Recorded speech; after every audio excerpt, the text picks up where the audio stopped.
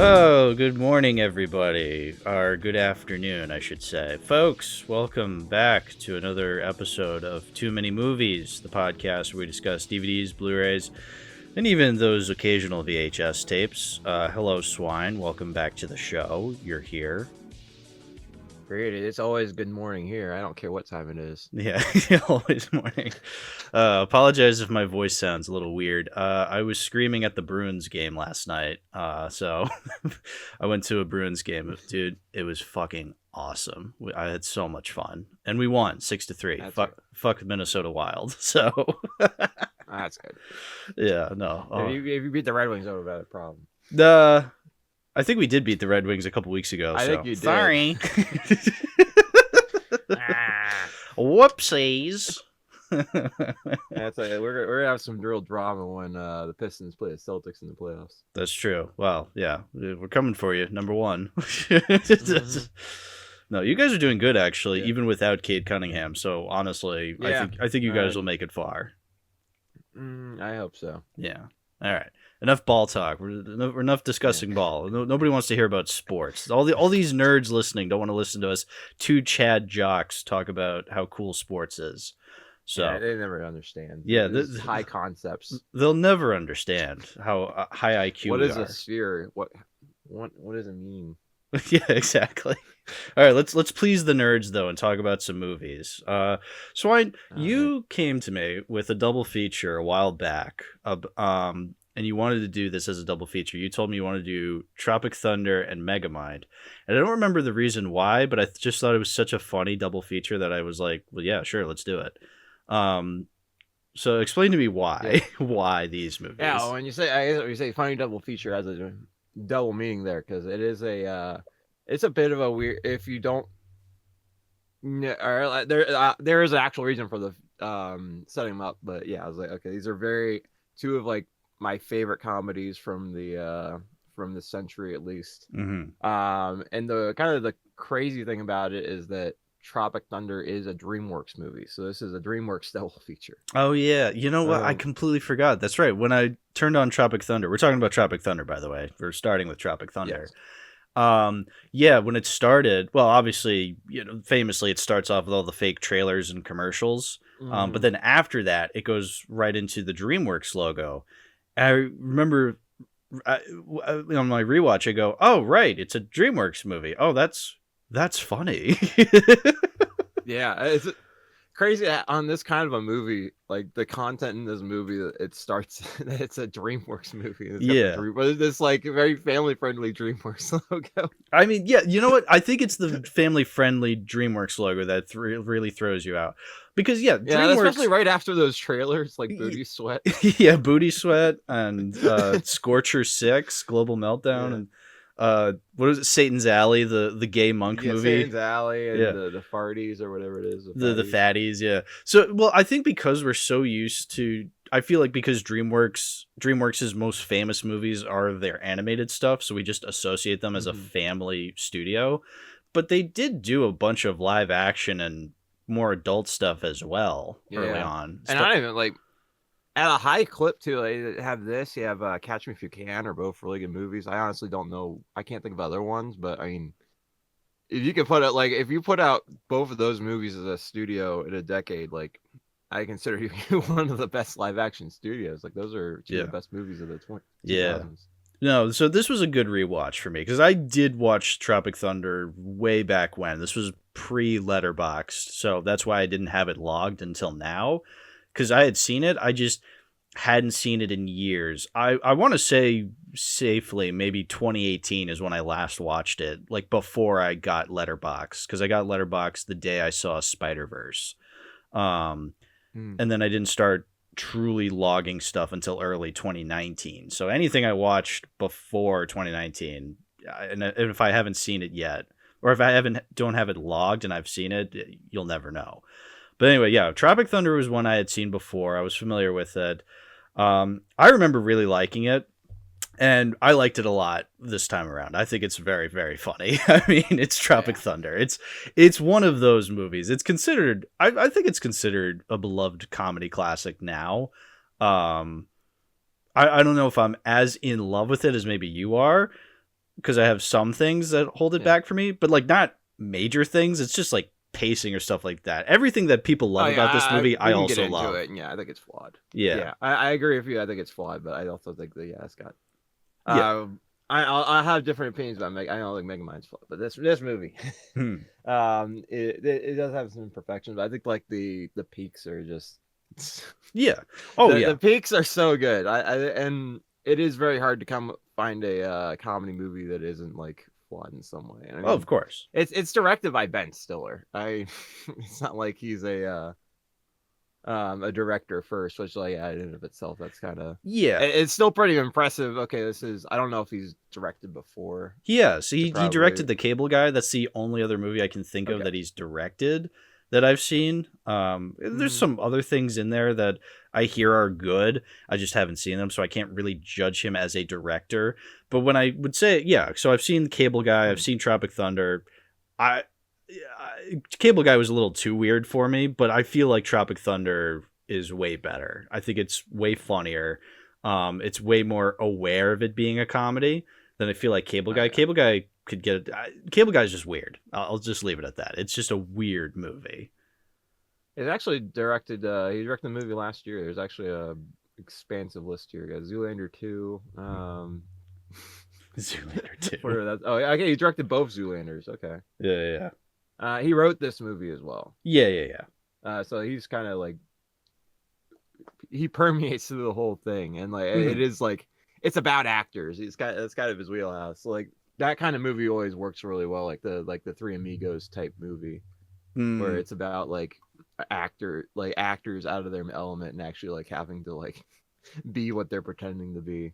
It's always a really like good plot basis. Yeah, so that's basically what Tropic Thunder is that these three, a bunch of these actors are trying to film a war movie, and so then the director decides, hey, we need to make it more realistic, so they just throw them in the shit in the Vietnam jungle, and they come across like a heroin ring, and then they're just they think it's a movie, but they figure it out pretty early on, like, oh fuck, no, we got to take this seriously. It depends. Like Ben Stiller's character is pretty committed, but the rest of them are like, and that is a really funny juxtaposition. Okay, like is it the effects that the director blew up, or is the action? And of course you got Ben Stiller's character is like messing around with the head and like talking the bottom of the head where it fell. A lot of stuff just like keeps falling out. When I was watching the movie, I remember thinking, because Steve Coogan plays the director character, and he's like listing off like what's going to happen, and I was remembering, because I didn't remember a ton of things from the movie. I remembered some things, and I was starting to remember. I thought, doesn't he blow up in this scene? And then he steps on a landmine immediately and goes, oh, and just blows up. Yeah, hilarious. Yeah, and that's just a really. Like logistically, it makes sense, and it's just like it really lines up as something like happened out of nowhere. Like, obviously you don't see it see it coming that he's just gonna blow up like that. So that's just a really good plot point. So funny. It is just very funny to see Steve Coogan blow up. Like it was because you don't expect it. It just comes out of nowhere, and then Ben Stiller taking his decapitated head and just licking the blood off of it. It's very funny. It's a blood-flavored cornstarch. Yeah. You want to go over the since we started talking about actors, like this is like a star-studded cast. This is like so loaded, and like I guess I absolutely adore Tom Cruise in this movie. Like I'm a bit of a Tom Cruise fan in general. Like this movie like takes the cake for me as far as like I love his character in this. I feel like Robert Downey Jr. is kind of the conversation piece of this movie. Oh yeah. But I would argue like the best part of the movie is Tom Cruise as Les Grossman as the agent. Les Grossman. And he's unrecognizable basically. He's just like he's all like really into character. Like it's like behind the scenes stuff I heard about was like that he like when Ben Stiller came to him, like his one like requirement was like, I want you to give me really fat hands and fat fingers. I need that for this character. And he'd also been like taking these like dance classes. So he really, I think he like pitched the obviously Apple Bottom Jeans is obviously a very well known song, but like the song at the end of the movie, I think he like pitched to Ben. That's awesome. That's he'd been like funny. already taking dance classes, so he was like already like super prepared for this role. It just like felt like destiny. But obviously, you don't think of Tom Cruise as a comedy actor. No, but I guess he also does the in Austin Powers. He does do like the spoof at the beginning of the third one. Yeah, but you're right because Cruise is known as like a very intense actor. But like he's even bringing that intensity to a comedy film like Tropic Thunder, and I that is so in character for him. Just taking this role very seriously, him requesting the fat arms, that rules. That's so funny. It's funny because he's so intense and like Ben Stiller just has like there's so many like just like line like there's so many like of like it sounds cool like and like maybe like it's written to sound cool type of lines, but it's actually really stupid. Like this entire movie is made up of lines like that. Oh, absolutely. Like, it does riff it like, but yeah, I feel like Tom Cruise's lines are actually like really good. Like I will massacre you. You're gonna have to get the United Nations, get a binding fucking resolution that stop me from fucking your ass. I will massacre you. Like his lines are so good. I will fuck you up. I will fuck you up. It was so funny. Find out who that was. After all that, he's like gonna find out who that was. Crying, laughing the whole time, every time he was on screen. So fucking funny. I mean, every actor is very funny in this movie. I really liked the actors and the characters in this, but like Cruise was on a whole other level where I'm just crying, laughing every time. And he's acting next to Bill Hader, who is one of the funniest actors ever. And he's eclipsing Bill Hader. Like, that is serious talent right there. Mm-hmm. But some of it is like I feel like Hader is in a bit of an unenviable position there. Yeah, you have to like act right next to Tom Cruise who's doing a clinic, and you're not allowed to be as like he's literally having to like his character is having to like emulate his intensity, and you can't do that. You can't be like as intimidating as Tom Cruise's character. It's kind of have to like look like he's kind of just leeching on or being like trying to repeat what he's saying and just being really unimpressive with it. Yeah. Oh man. Yeah. Love Cruise in this. But back with the DreamWorks connections, the fact that you got like the main characters from like the three main DreamWorks franchises that aren't Shrek. You got Ben Stiller is out. Yeah, Alex the Lion. Ben Stiller Lion. You got Jack Black Panda, and you got Hiccup. Jay Baruchel.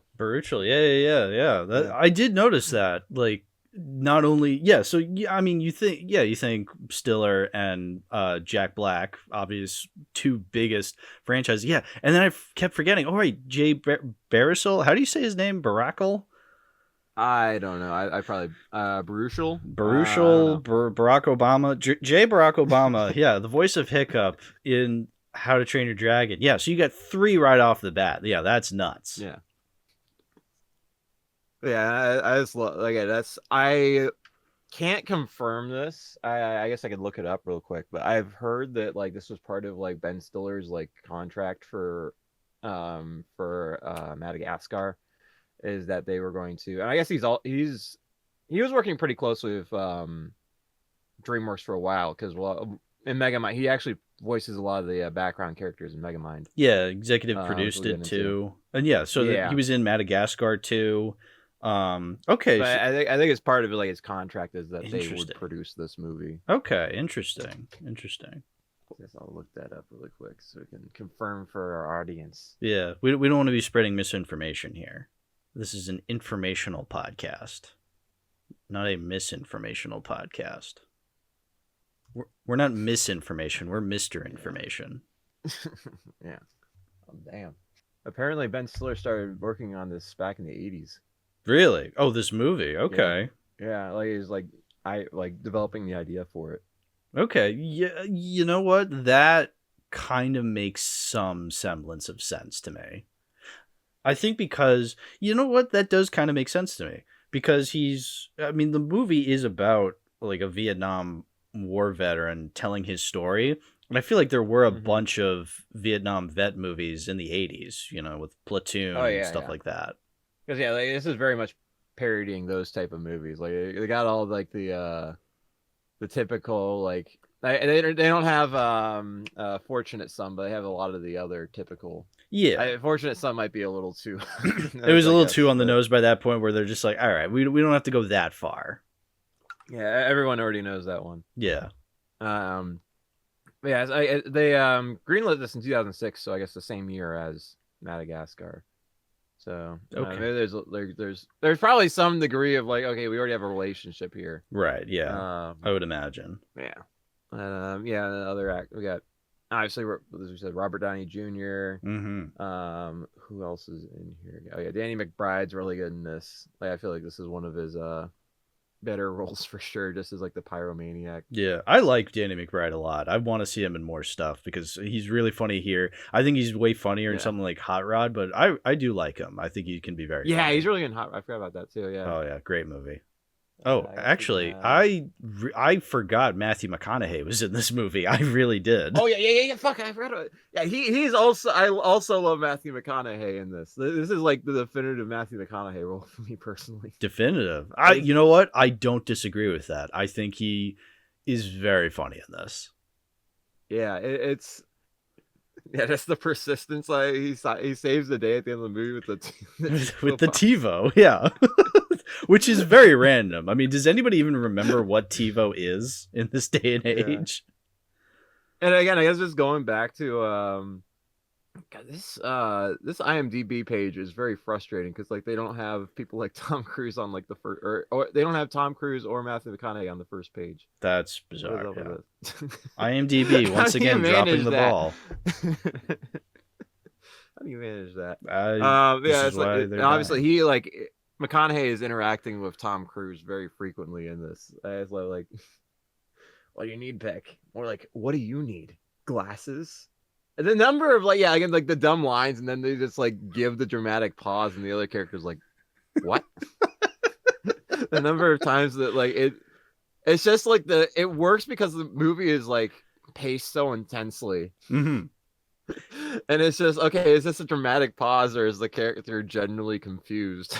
And like usually it is the character genuinely confused. That's a good point. Yeah, the pacing can be, because I feel like the movie does take itself seriously at points, but in a way that it's not taking itself seriously. It's really, really kind of an incredible balance. And I think that's what made it weird for me throughout the middle, where I'm going, what, this is kind of weirdly paced, but I also feel like that is kind of the point too. Yeah, it's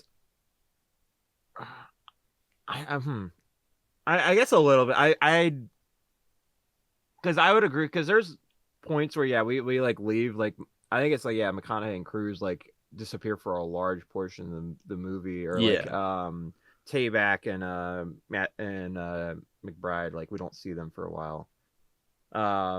Like you almost forget that they're there. Like, some of the side characters. I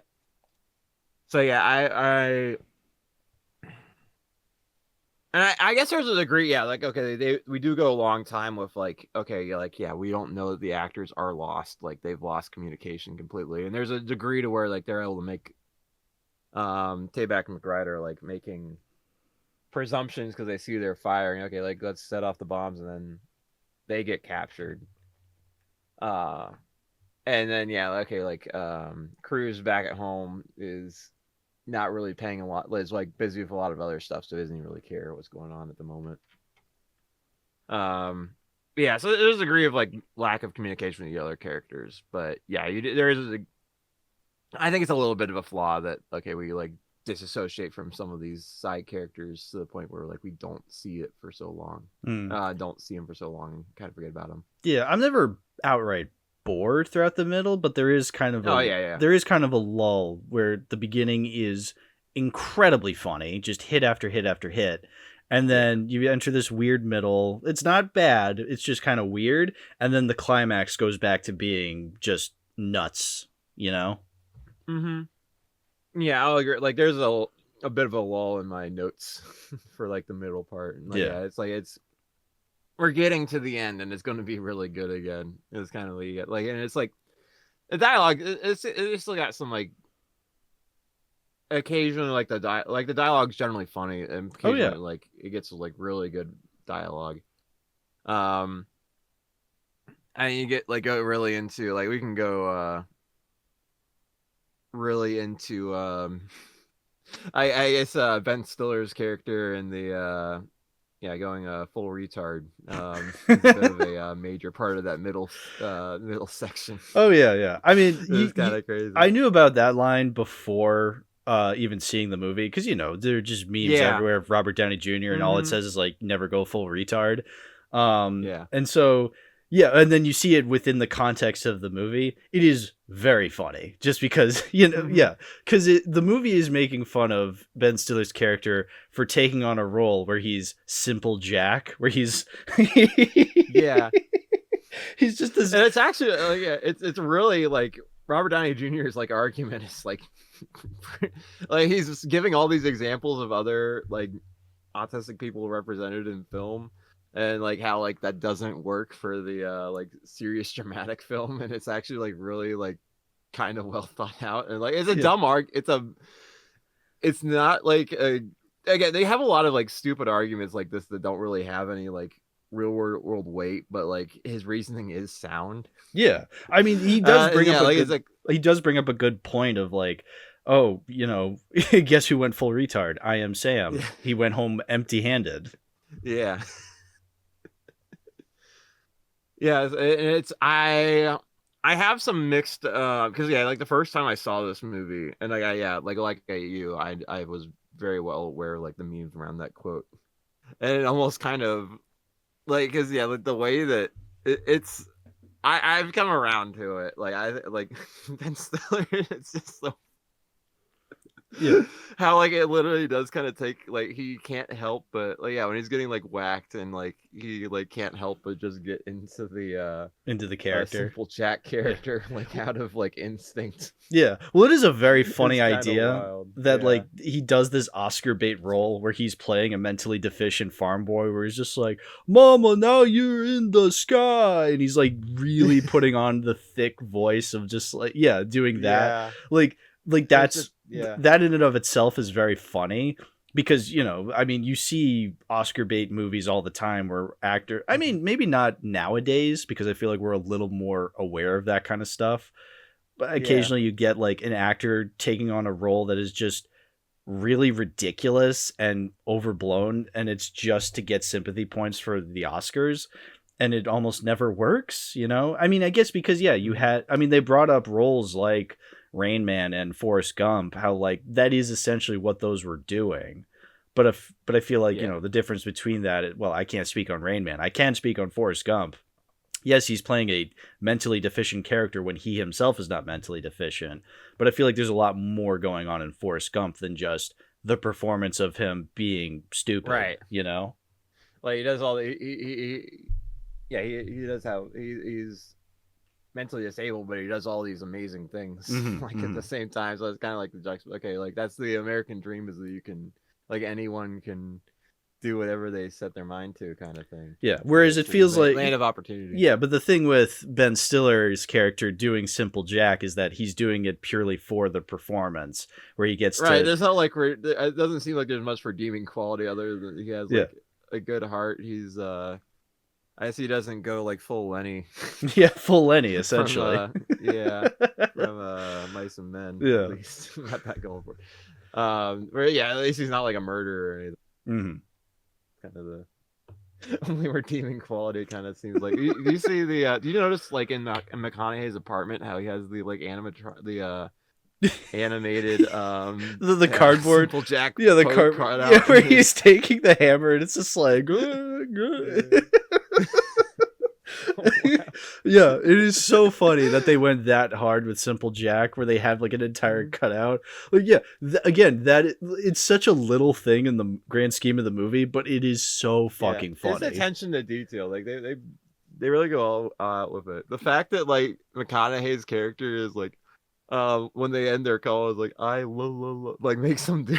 Yeah, I love you so much, or you. yeah, something like that. Yeah, like they're trying to keep it going, like... even though the movie was already a failure. I mean, like that's just so funny. Yeah, and I do like they have like. They do the bit at the beginning where like Ben Stiller's like interview where it's like, someone close to you said that if this doesn't work out, it might be it for you. And Ben Stiller's like, someone said they were close to me? Yeah. I love that. Yeah, I love, like, I know a lot of the jokey Hollywood kind of jokes are what are elevating this movie to kind of the level that it's at, but they are very funny. You know, like, yeah, you have like the Entertainment Tonight section, which is, you know, it is making a lot of references and it is a lot of exposition, but it's funny regardless, you know? Mm-hmm. Oh yeah, I also want to go to the middle section. I feel like very important to this podcast. They have a lot of media discussion. In fact, they have the Blu-ray talk. That's right. That. You know what? I did notice that. Yeah, there's this scene where Hiccup is talking about the difference between Blu-rays and HD DVDs, and I got really nerdy for a second where I'm just like, oh, you're talking about Blu-rays and HD DVDs, and the joke is that he's talking about something so nerdy that nobody's listening to him. They're just like, were you just talking to me? He's like, I was just talking to whoever was listening. Yeah. What was he does? There's a couple of other ones like that. This isn't from this wasn't from Hiccup, but Ben Stiller's watching Star Trek on an iPod. Yeah, that was was very random. The nerd in me perked up and was just like, when was the last time he charged that iPod that he can watch it in the middle of this jungle? But yeah, who cares? You know, it's a fucking the joke is that he's watching an episode of Star Trek on an iPod. Like, that's enough. And it's like, yeah, that is very funny. Like, he's desperate for like being like the half detached, half like still super invested in like in the role. He's I think that's before he kills the panda, right? Yeah, well, that's literally the scene where like the panda comes up to him and then he kills the panda. Yeah, and it's so obviously just a panda puppet. Like, that's what just makes it so much funnier. I feel like it's a mix of the pictures. Some of them look like they were. I think the first picture on the back cover of like, what is it, like Vogue or whatever, where he's first mentioned that he's on the back cover with the pandas. That one looks like the panda's not actually there and was just like added in post. Yeah, like, Photoshop. It was edited in Photoshop. There is a lot of obvious photoshopping, which is very funny. Yeah. But I feel maybe it's just because it's not on the screen as long, but the one where it's showing like after he kills the panda and then it shows like the snapshots of all his like photo shoots with the pandas, those ones look real. So I'm not quite sure about that. It'd be weird to have the one that is on screen the most be the only one that's photoshopped, but who knows? Maybe adds to the joke. Maybe that's the point. Yeah, that's part of the point. But yeah, then the I love the phone call afterwards. It's like, I killed what I love most. You killed a hooker.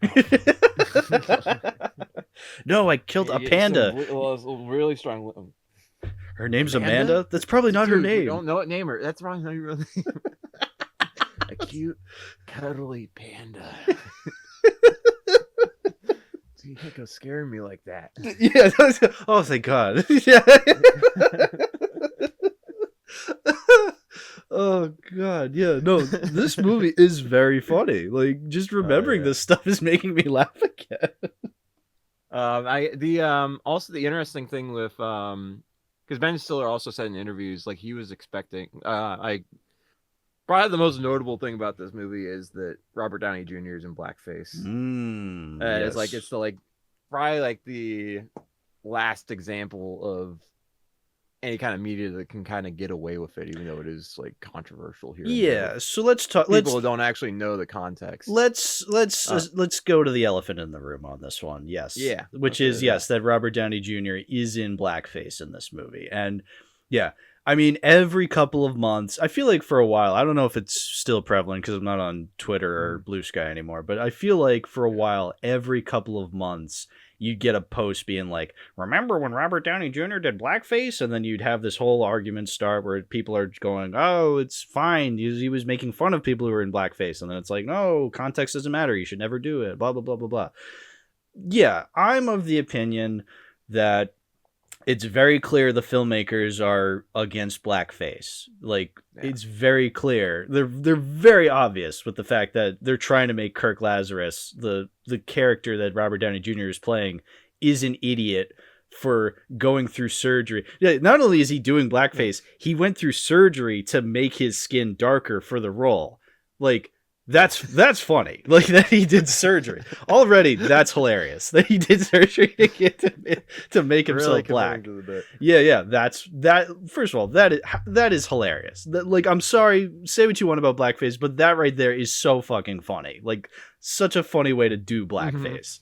But yeah, I understand why people are still uncomfortable, even with the context, because there's this whole history with blackface, and the whole idea is that, okay, even if you're against it, they still went out and, you know, covered him in makeup to make him look like a black person. Like, that is going to make a lot of people uncomfortable, no matter the circumstances. And yeah, like you were saying, it sounded like Stiller was aware of that. It sounds like the filmmakers were aware of that, but they still went ahead and did it. And I think that's important. So yeah, if you're gonna, I think it's going to be inevitable. You're going to have that every couple of months, you're going to have people bringing it back up being like, remember this, to just, you know, start a flame war. But like, if that's the case, I feel like then that means you as an individual just need to know what you believe. So if you think it's fine, you think it's fine. I don't think there's anything wrong with that. And if you don't think it's fine, well, then just don't watch the movie. Don't give it any more attention, you know? And it's interesting because this movie came out the same year as Iron Man, and I feel like if it came out like any later at all, he definitely would not have been like Disney would not have allowed him to do that. No. Like, well, yeah, this was. Iron Man wasn't known by Disney at that point yet. Right, it was Paramount. But regardless, he probably would not have been allowed to once he became like the face of Marvel. Like, he definitely would not have been allowed to. If he did blackface anytime afterwards, absolutely not. No. But like no matter the circumstances, like especially nowadays, you put an actor in blackface, even if you're saying, "Hey, we're doing this to make fun of people who like blackface," they're going to be like, "Nope, no more," because they don't want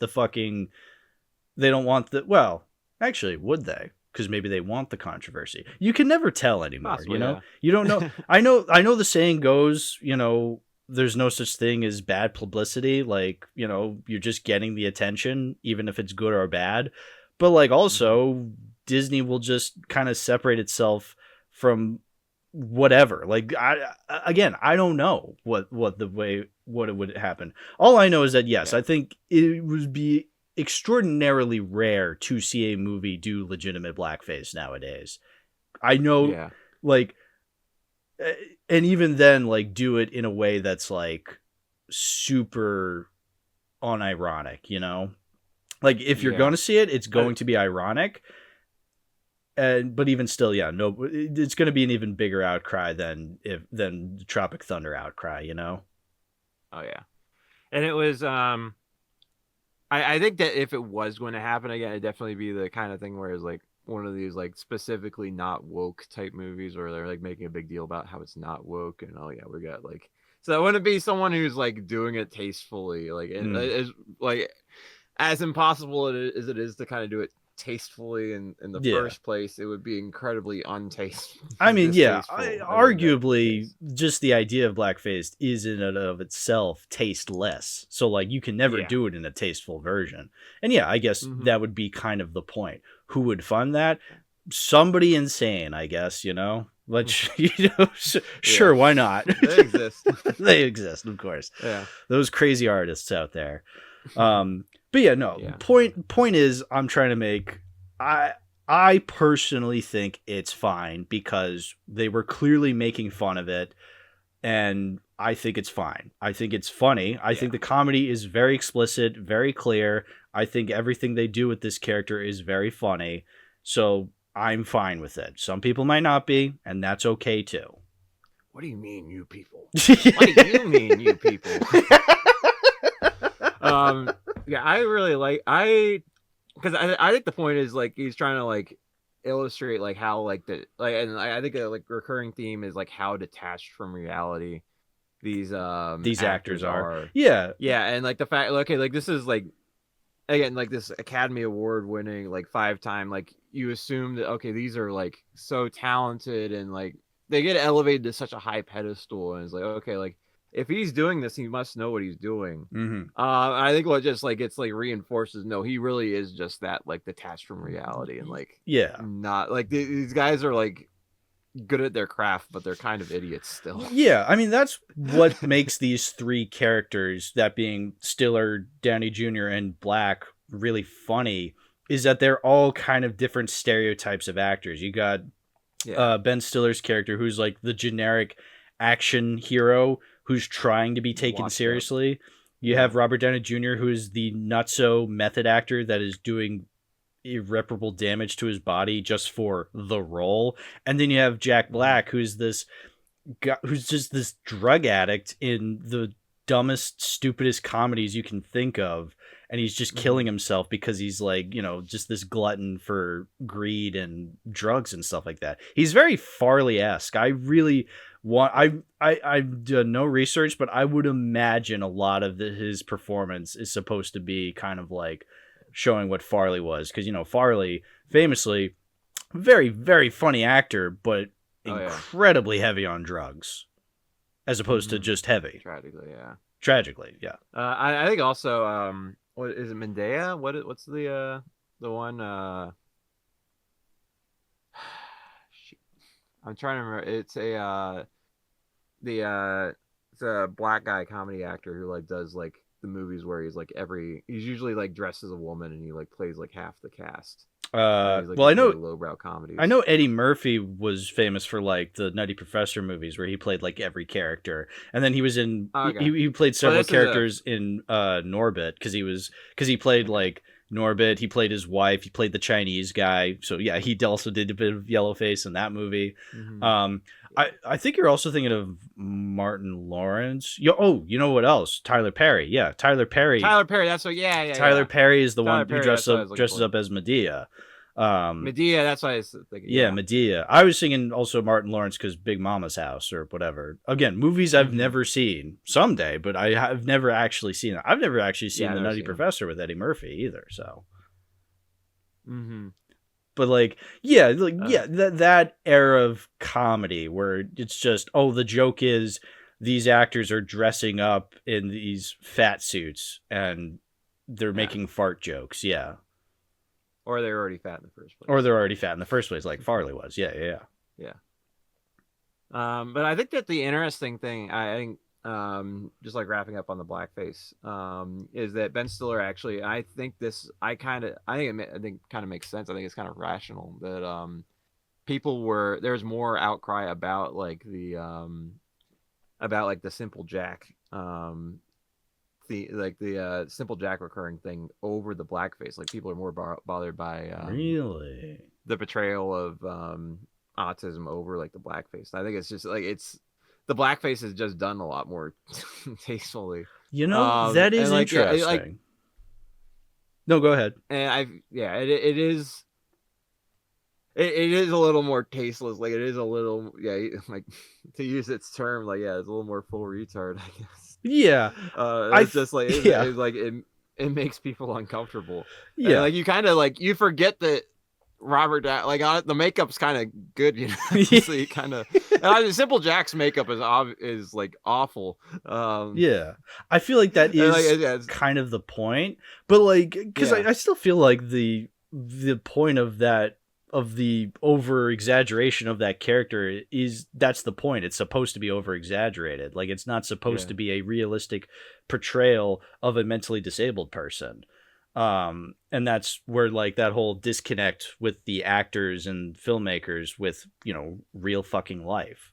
So, but you know what? That is interesting that I guess maybe because Hollywood still struggles with that, you know, Hollywood eventually stopped doing blackface, whereas I feel like we still have movies where actors will portray mentally deficient characters. I mean, you know, the most recent example I can think of is Music. Like that was a couple years ago, 2021, where they had Maddie Ziegler acting as if like she was actually making fun of like I knew kids in middle school who acted like that to belittle mentally disabled people, and she was doing that in the movie. Like, it's not funny, but it is funny. Like, and I think that's the thing is, it's like real. It's like it did kind of bother, because like I've like seeing how like people like really like like immature, younger, you know, high school, middle school age kids like really latch on to like Ben Stiller's portrayal and like use that to like again like it's the kind of thing that kind of reinforces, and it's not the movie's fault. No, like you can't control, like kids will be kids. Of course, no. But you can also like, I can understand where like that's like kind of like frustrating. Like, look, uncomfortable. We're like the that. perfect age. I mean, I was born 98, so I entered into middle school in 2008 when this came out. So I was in middle school post Tropic Thunder. I mean, look, I even if Tropic Thunder never happened, you would have absolutely the word retard would have been thrown around like it was nobody's business. But even then, like, I remember back in the day, there were still kids who would just go, you don't call mentally disabled people retarded. You call people who are actually retarded. Like, you know, there's like this kind of standard we were setting ourselves. Like, no, we're not actually making fun of them. We're making fun of people who are actually dumb. Like, you know, actual assholes who deserved it. But stupid. But also at the same time, when you think back, it's like, were we actually like setting a standard for ourselves, or were we actually still just making fun of, you know, the mentally disabled people?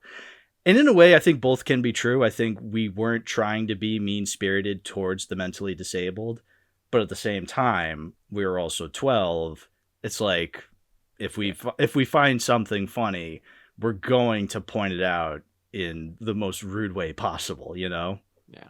I think that you also have South Park to kind of counteract that, because I'm sure you're like, well, how many times did the retard alert? Retard alert. Well, that's the thing is like, that South Park is the king of like, no, we're making fun of this, and yet people will still use it as ammo, so to speak. So like, I think it's one of those things where like, even no matter the context, you're always going to have people kind of getting the wrong lesson from something, and that is unfair. It's totally unfair. And not only is it really unfair to the people getting made fun of, it's very unfair to the movie and the media. It's very unfair to South Park and Tropic Thunder, because they actually are very nuanced and have something interesting to say about these issues, but people will still belittle them because, well, they think because going edgy means they're for this kind of edginess, when it's like, no, I think they actually are trying to say something interesting about these issues. But it's a double-edged sword, I'm afraid, and it's not going away anytime soon. I don't think it'll ever go away. I think you're always going to have people who have differing opinions on these things. And I mean, honestly, that's probably for the best. We need to have these kinds of conversations of like, is this what I want out of media? Yeah, well said. Thank you. See, I didn't go full retard. Yeah, you didn't. Okay, we'll stop saying it if it's making people uncomfortable. All right, we skipped over something in the beginning. I think it's crazy that they got Tobey Maguire for one of the spoof trailers at the beginning. They just got Tobey Maguire for one of the spoof trailers. Yeah, before the the logos for the movie have even dropped. They have Tobey Maguire. Yeah, and they even make light of that. They're just like Kirk Lazar, 5-time Academy Award winner. MTV Award for Best Kiss. Tobey Maguire. Awards Best Kiss. Yeah, but that's another movie kind of cliche that they're making fun of, like the whole Oscar baity like gay romance movie. Where it's not even trying to tell a cohesive story. It's just there to like be edgy and provocative. They're like, oh, it's two monks and they have gay sex with each other. Isn't that provocative and daring? They even make fun of it. And it doesn't even say anything in the trailer about what's going. Like everything in the trailer is just a nothing line. Like like, oh, this sounds dramatic, but it needs like in a time when to be different was to be condemned. And to be condemned was to die. Yeah, like that's so funny because I feel like we still get movies like that nowadays where it's like, we're doing something provocative and different. It's like, no, you're not. You're just being stupid. Yeah, we just want to keep running down the. I love the and Ben Stiller's spoof line. Again, just like I got another kind of like this really bad, like who left the fridge open? Who left the fridge open? Yeah, Scorcher 6 global meltdown. Like one man had to change the world again. Here we go again. There's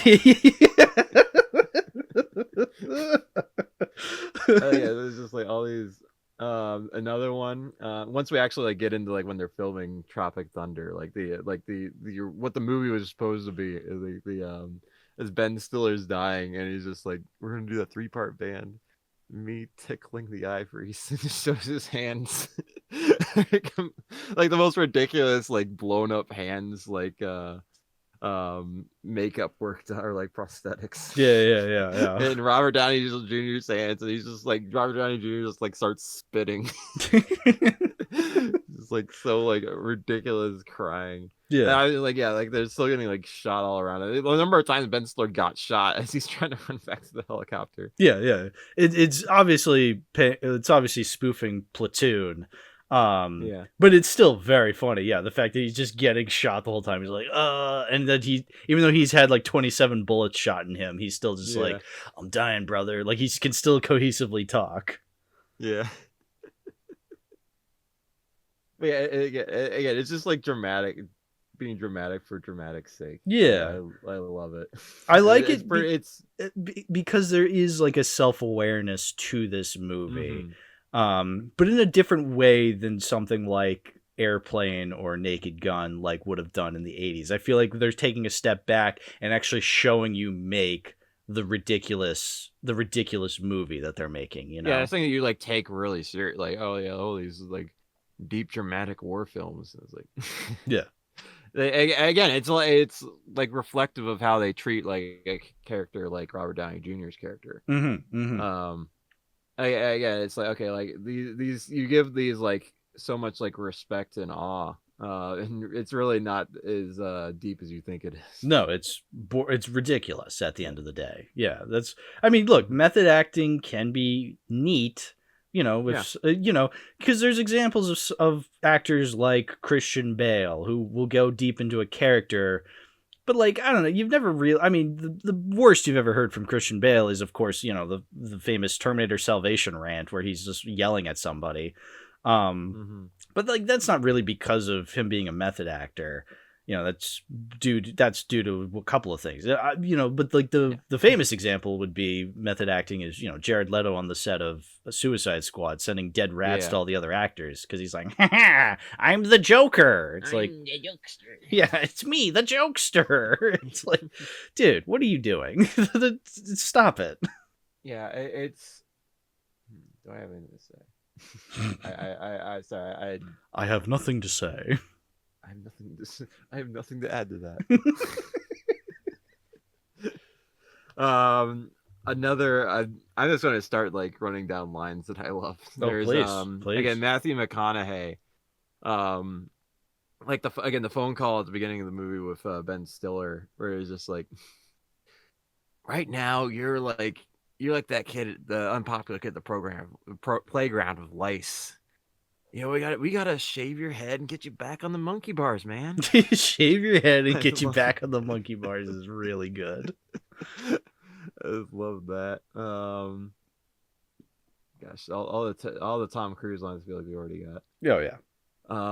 There's again one of the dude, I'm trying to remember, like again, like the there's Tayback with the director when he's just like off. Oh yeah, I can't sleep on a bed, and he's just like off by the beach, and he's just like saying complete nonsense. Again, it's not one of those like dramatic pauses, and directors are like, what? I wish I could, like, again, it's like it's so incoherent what he's saying. Like, I can't even remember what he said. Yeah, and then but then you get the reveal ultimately is that Nick Nolte's character wasn't actually in Vietnam, but he's stealing valor essentially, which again very funny because he's walking around with like 2 fucking hooks for hands, and then they're just fake hooks. Yeah, and you look at the beginning of the movie, it's like how the heck did he write this book? How did he live through this? How did he write this book? He has no hands. Yeah, he just made it up. Yeah, like this like you can tell early on is like if you're like critically thinking about this, like how is this guy alive to write the book? Yeah, how did he get this far, like doing all this? But I feel like that's part of, I feel like that's a very nuanced look at that, where it's like, well, how do any of these people make it that far? How did any of these stolen valor people make it that far? Yeah, 4 of them survived. 3 of them wrote the book. Yeah, 2 got published. 1 got a movie deal. Yeah, exactly. Yeah. Yeah, and with that review, I thought it was this may have been a bit that existed before, but yeah, they said like Tayback reveals that he's worked Coast Guard and is sanitation. It was like they did that bit before Force Awakens ever did it with Finn. That's right. Yeah, you're in the sanitation. You're a fucking janitor, or like whatever the line is in Force Awakens. Yeah. Yeah. Oh yeah, I kind of like the McConaughey. We always see him playing Wii Sports. Yeah. Yeah, because the Wii was a thing back in the day. Yeah. Remember the Wii? I remember the Wii. I do. I actually really did like the Wii growing that up. Was, I feel like my nostalgia is justified for that. Like that was a time where I like people actually understood. Like you weren't like people weren't trying to like people who didn't play video games actually knew how Wii Sports worked, so they could actually like properly represent it in movies. Yeah, look, I was not a video gamer growing up, but the Wii was my console growing up. So like even I had a Nintendo Wii, and I was not the video game kid. Yeah. So they don't have to like the filmmakers aren't doing like it's to steal a donkey example, like he's like the 40-year version like Steve Carell is like they show him like being a big gamer, and he has like this huge like gamer chair that has like video game controllers built into it, and it's like that's not how you play video games. It's so ridiculous. So yeah, like seeing this and like okay, that's actually how like this feels realistic for 2008 or like 2006, 2007 when it started getting made. That's a good point. Yeah, because this was an era when like new stuff could just be seen the wrong way. Yeah, I always think this is. I guess it's sort of connected, but I just remember this randomly. There's that part in the 2010 Marmaduke movie where these 2 kids like film something, and they say, "Hey, Dad, we got it on tape. We're gonna upload it to YouTube." And it's like, what? Like just the clashing of those 2 eras. You filmed something, still being considered you got it on tape, but you're gonna upload it to the internet on YouTube. It's like you don't upload tape to YouTube. Like it's just a funny marriage of eras, Yeah, like that was a weird like it's weird to feel that way, but back then that was actually like kind of how like because most people didn't have digital cameras, and like the digital cameras are kind of rough, especially for video. So like I like AVGN early on. I'm fairly confident he was using like recording on tape. Yeah, I'm sure that's possible. It's just a lot of fucking like work to convert the tape to digital. Whereas that was back then when it took effort to get something on YouTube. Yeah, but my point is that I'm thinking the 80-year-old who wrote Marmaduke 2010 didn't know, like just thought, you just insert the tape into the computer and then it's uploaded to YouTube. Like that's how he thought. But it's like, I don't know, just a marriage of these two eras of fucking like getting something on tape and then YouTube. That's just interesting to me. I also like that, and maybe this was just a little too early to make that. Yeah, the only other movie I can think of that has like Wii Sports in it is Alvin the Chipmunks reference. Yeah. But of course they do the bit where it's, oops, I threw my Wiimote into the TV and it broke. Ha ha ha ha. Yeah, that's every joke with the Wii. Just throwing. That's every Wii joke. So like they never do that in this movie. And I appreciate that. That know what? That's a good point. That. Yeah, I would have never thought of that, but you're absolutely right. That is the number one Wii joke, and then they don't do it here. So that just shows you how special a comedy is this. Is that they don't go for the low hanging fruit. Yeah, I like the. This isn't anything in the movie. I'm gonna again with that particular bit with the throwing. I like the There's a Scott the Woz bit where he just starts the episode like, I gotta get this out of the way. Whoops, I dropped my controller. He throws it's at a CRT. Of course, CRTs have like heavy glass, and like he throws it at this, and like the Wiimote fucking shatters and it hits the screen. Yeah, those CRTs, man. It was good. The CRT. They're not gonna, like, especially a smaller one. Yeah, it's not. It's gonna break the Wii remote, not the TV break. See, that would have been a great subversion of that joke. Is like they throw the Wii remote at the TV and the Wii remote breaks instead of the TV. Yeah, I think that in 2008. I don't know if it was that much of like, because I think Alvin Chipmunks came out like 2010, so it was a little more established as a. Like it would have been, they could have very easily like made the like, haha, he broke the TV bit, but I think it was a little too. The joke was a little too new to like subvert it like that at that point in time. It's true. What the heck? Yeah. What the hell? Like, that would have been. Yeah, a lot of people still had CRTs back then. That would have been. I don't think people would have got it the same way. Yeah. And obviously, Scott the Woz fans very much know that. Yeah. Or like anyone watching Scott the Woz knows exactly what's going on. Oh yeah, Woz heads definitely got their fingers on the pulse when it comes to TV screens. Mm-hmm. Yeah, another stupid line. Robert Downey Jr. says I don't read the script reads me. Yeah. Like, what does that even mean? Yeah, again, more actor mumbo jumbo that just means nothing. And I think it's interesting that the movie is able to just like keep doing that, and it's funny every time. Like, oh yeah, again, just like saying a stupid line and like the people react accordingly. Like, I think in a lot of scenarios that would get a bit old. But I think it's just like the tension of the movie, because like their lives are in danger. Like, but it's also like if I think it's just in character for the characters to say this stuff, because like not like a Marvel thing of like, oh yeah, we're in this life or death situation, but time for a quip. No, these actors are like trying to be like tough guys in this moment. They're just like saying the stupidest stuff. Yeah, and like rightly getting called out for it. Like it fits their character. I like the going back to Tom Cruise. With Bill Hader, a couple of their. I like that they're talking when they find out about the cartel, and like Bill Hader's like doing like this research on the cartel, and he's like they have really good. They're like one of the most powerful drug cartels in the area. The profit margins are insane. It's just like you got this like murderous drug cartel, but you're like getting like talking about profits, like adoring like oh wow, this is such an impressive business model they got here. And just like leaning into like that type of like heartless businessman. Like, maybe we should get into this because they're gonna do the whole bit where it's like, oh yeah, we can get like, think about the insurance money we can get if Ben Stiller dies. Yeah, like it saved the movie. Get a G5. Yeah, it's a G5. It's a G5, yeah. G5 airplane.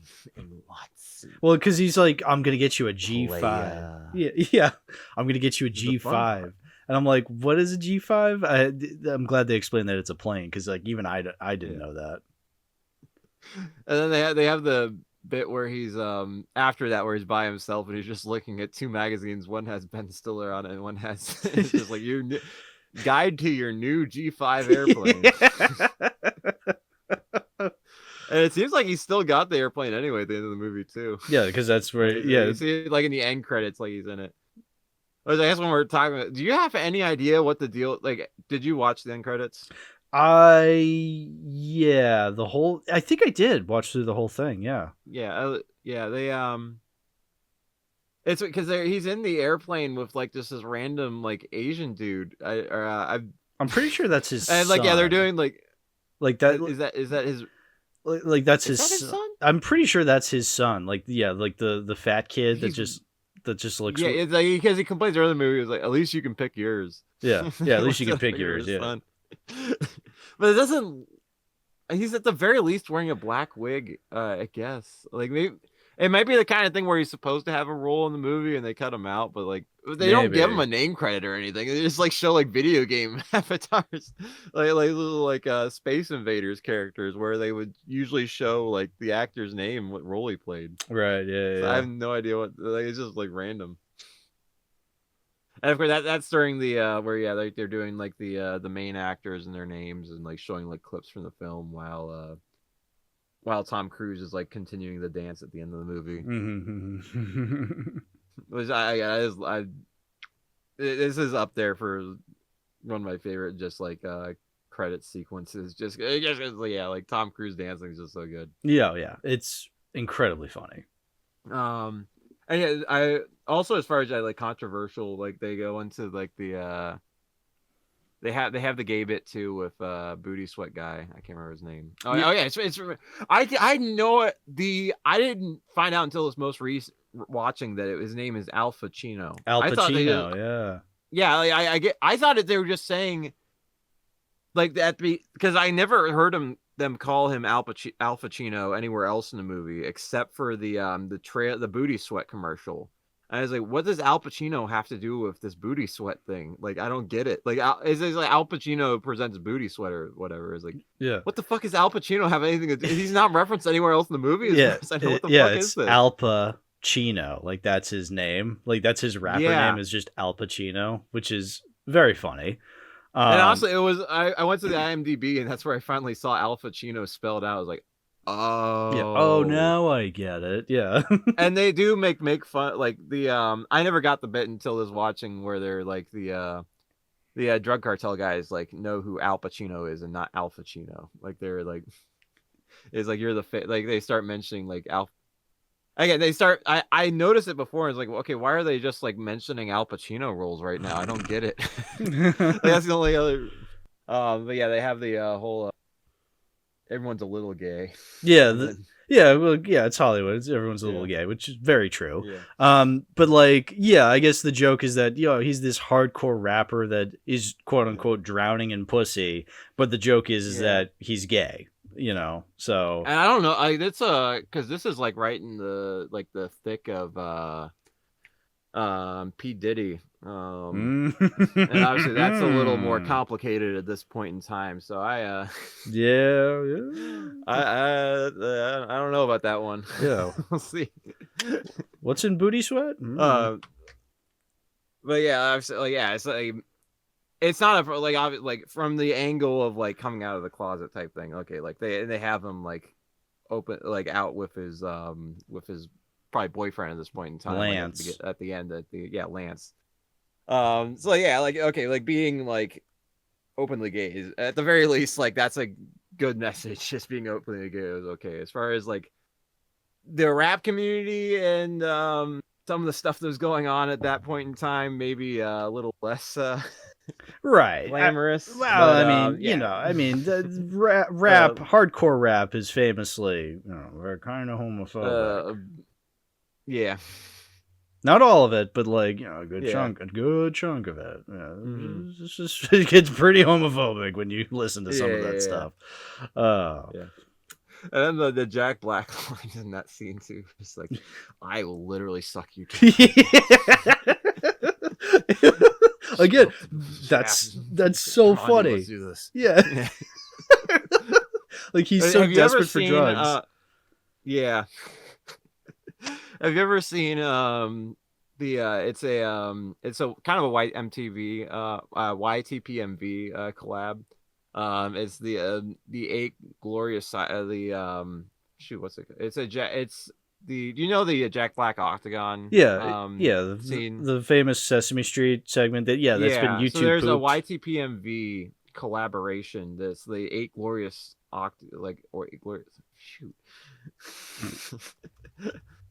eight glorious sides the glorious octagon of destiny is what it's called, but it's like I would argue is the greatest probably like YTPMV collaboration of all time. It is it's came out 6 years ago. It's 8 minutes long. It's in 8K. But yeah, it's so good. It's like fully animated. I highly recommend it. But there's they use some of the lines from this movie. For like there's one segment of it uses lines from this movie, where he's talking about that specific sign where he's like, yeah, I literally suck your dick. Yeah, that's awesome. I gotta watch this after we're done recording. I mean, like the juxtaposition of like it's okay, like it's mostly Elmo and really like tame Jack Black references, and then it goes the full gay Tropic Thunder scene. Oh god, that's so funny. But yeah, go watch that. That's one of the greatest human achievements of all time. Yeah, the glorious Octagon. Yeah, I'll watch it after we're done recording. There's the who said this? I wrote down a line about writing who said it. It's probably Jack Black. Is like when they're like the war goes or like they start fighting. Is like just say no to this, you drug making midget. It's a crazy line. Yeah, was it Jack Black or I'm trying to remember who said it. Yeah, man, I don't remember, but yeah, that I do remember. It might have been Robert Downey. It probably is Robert Downey Jr. Maybe. It's a very funny line, regardless. Or no. I think it was McBride. I think it was McBride. Yeah, that sounds right. That sounds like McBride, a McBride line. I can imagine McBride saying it. Yeah.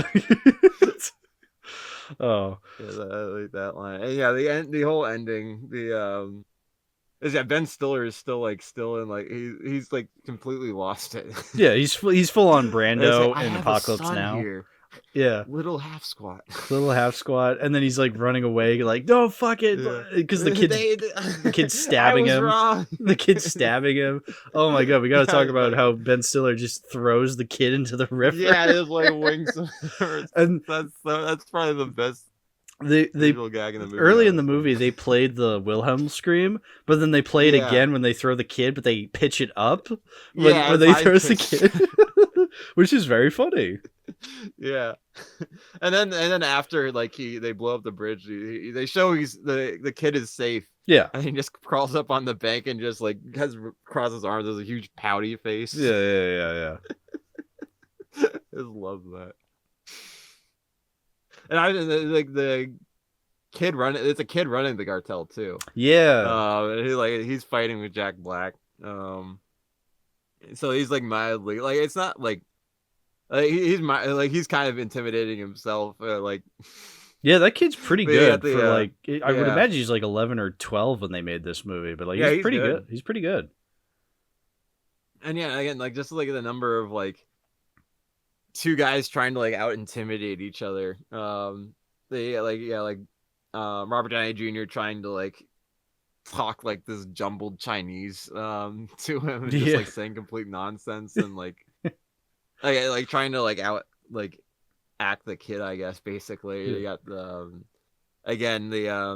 this is Flaming Dragon like on the phone call with Tom Cruise.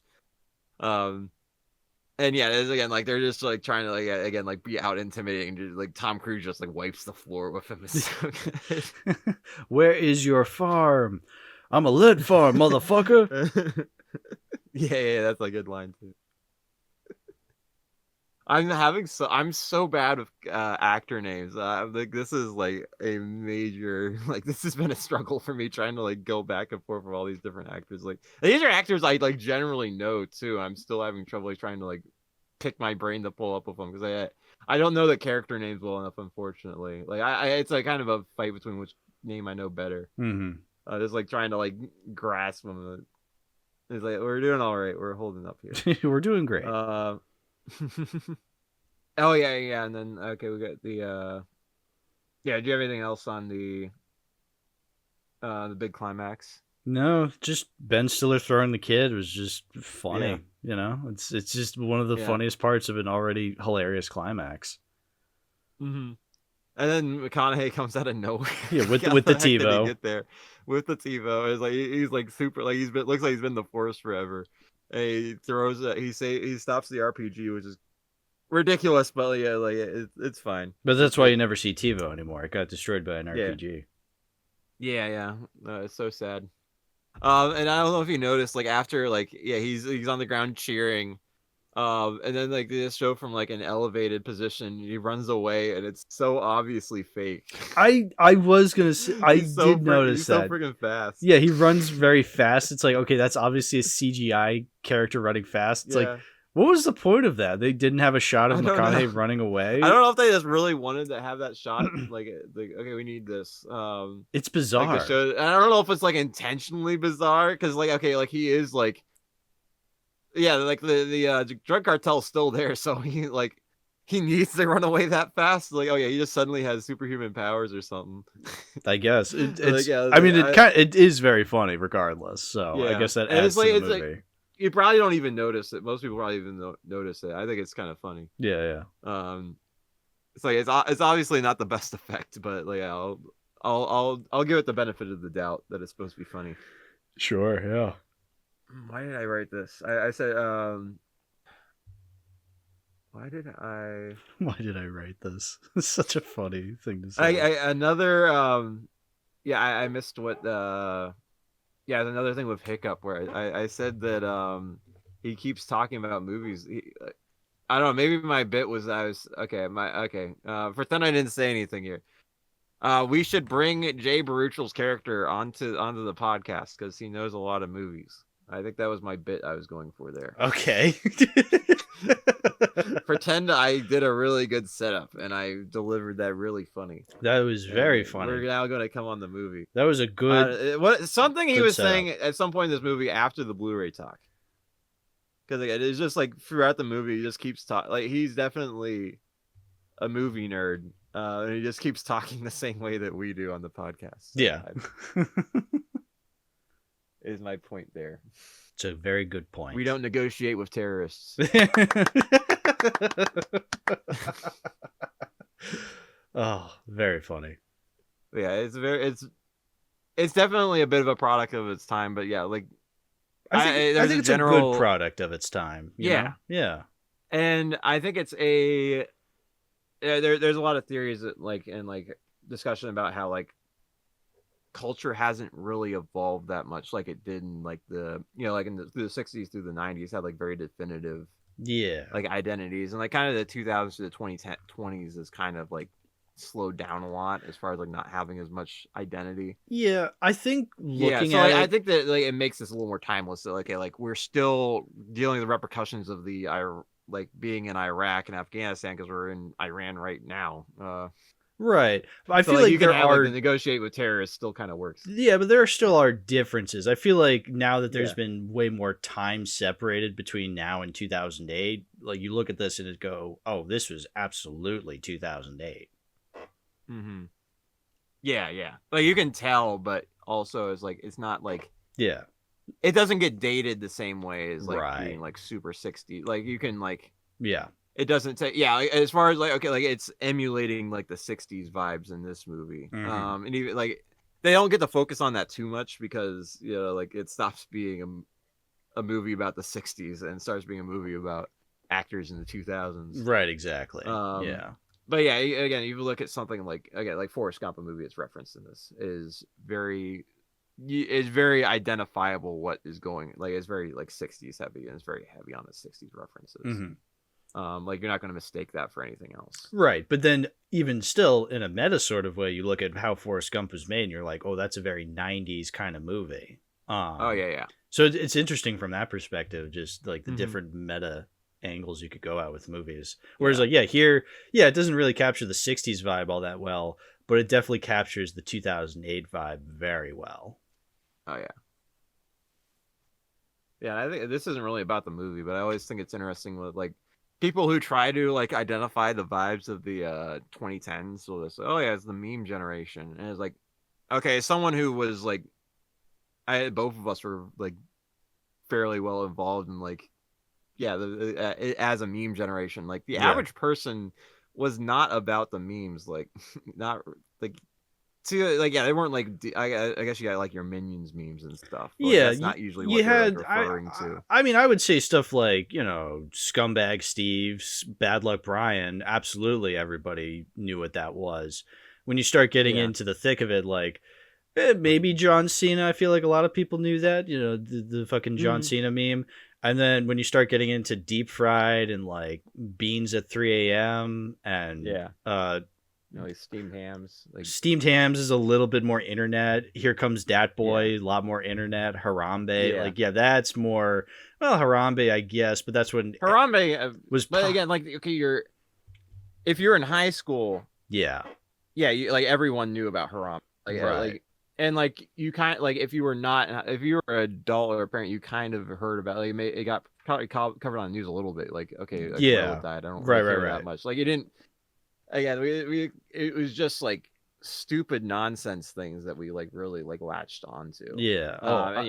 That's when memes started to become like, you know, kind of crucified for being such nonsense. You know, nowadays the thing is nowadays people and that's the thing. It still is. That still is what memes are for the most part. But I'm saying like I feel like that was kind of the era where people were just like, oh, memes back in my day were Bad Luck Brian, and it's just like, yeah, okay, well, we find something different now is funny. Like again, the thing nowadays people hate is 6-7, where they're just like, what's the joke? It's like I don't know, it's just dumb and stupid. Who cares? You know, like, you don't have to find it funny. I'm not saying you have to, but like I don't know, it's just very funny to me that like, you know, we're still having this thing where a new meme will come out and be over popularized, because yes, it's true, every meme that becomes popular now does become unfunny eventually.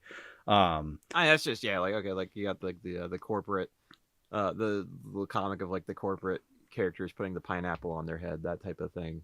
Like okay, like it stops like once everyone's in on it, like it's the fact that it's funny because you get it and other people don't. Right, exactly. Stops being the case. Right. Like now I find Hawk Tuah hilarious because nobody finds it funny anymore. Like it's funny to me now because nobody talks about it anymore. Like that's what I find funny about it. I'm a major investor in Hawk Tuah coin. I'm the only person left. Yeah, we are the #1 Hawk Tuah podcast nowadays. Yeah, of course. Undebated. We're even more Hawk Tuah podcast than the Hawk Tuah podcast. Is that even still going? No. I don't know if she ever came out of hiding. She disappeared after the cryptocurrency scam. Yeah, I've never heard anything related to Hawk Tuah other than when people will just go Hawk and I'll say Tuah, or like you know, or when I would talk to friends about, oh yeah, there was a quarterback on the Miami Dolphins named Tua, and they're just like, oh, Hawk Tuah. But like I've never heard from the Hawk Tuah girls since 2024. Like it literally Tagovailoa, the Cardinals, or sorry, no, the Atlanta Falcons backup quarterback. Yeah, no, Tua's now on the Falcons because he's so fucking washed.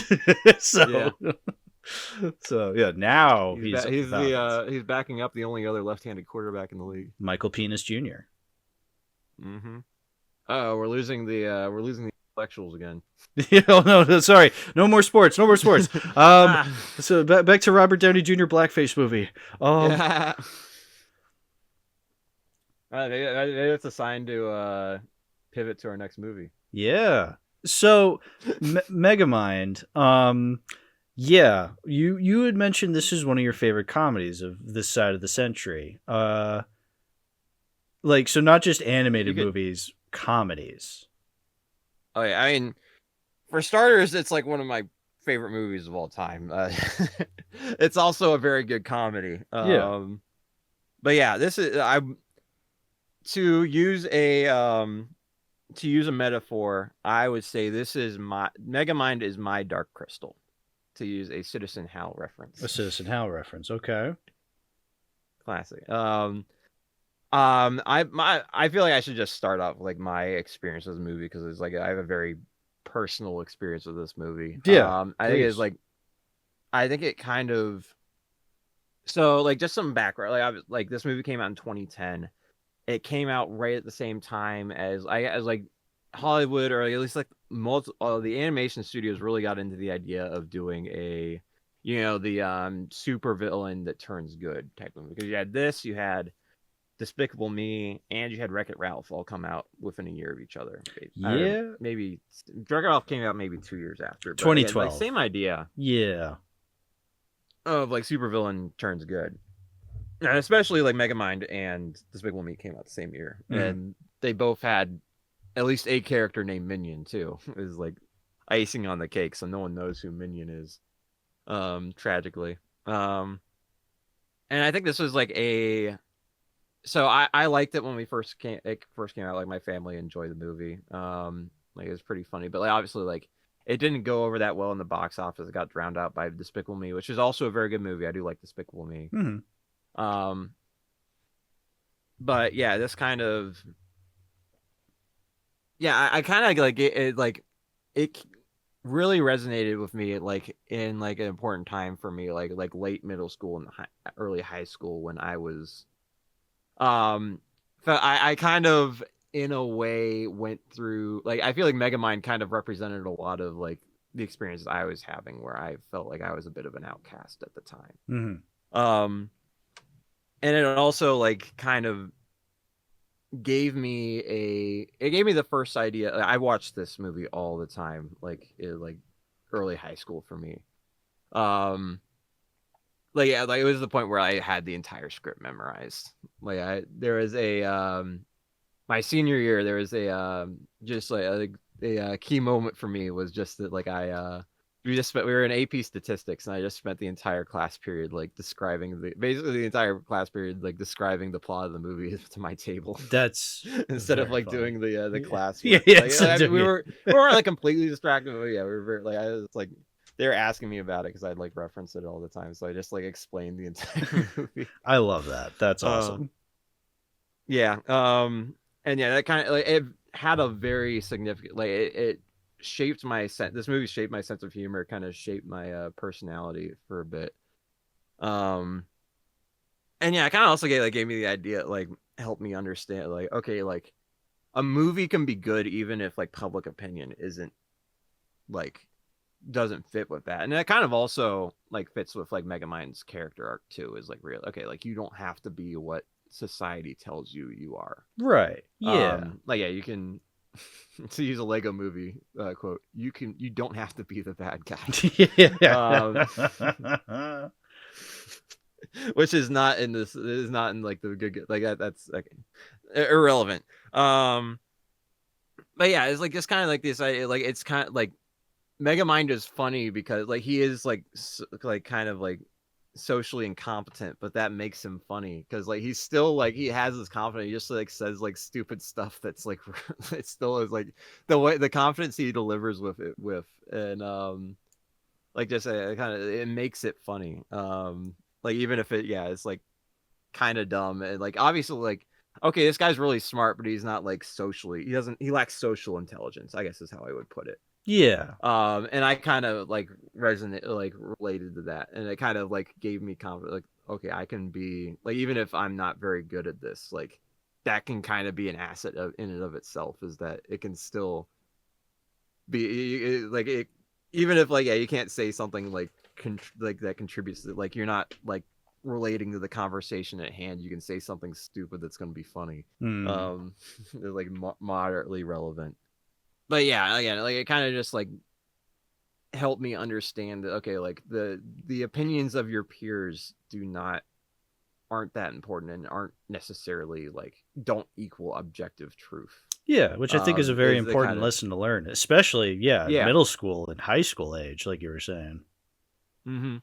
But yeah, so that's kind of my background with this, and I'll get into some other like themes that I really like about this movie. I think it's just generally like a really well tightly written script. It's very funny. They got a very good cast. Once again, like very funny, very good cast. And yeah, like also like the themes really resonated with me. So we can get into that further. But yeah, that's kind of some of my background with this. Yeah, I would say my background is very surface level, where it's like, oh, I remember it came out.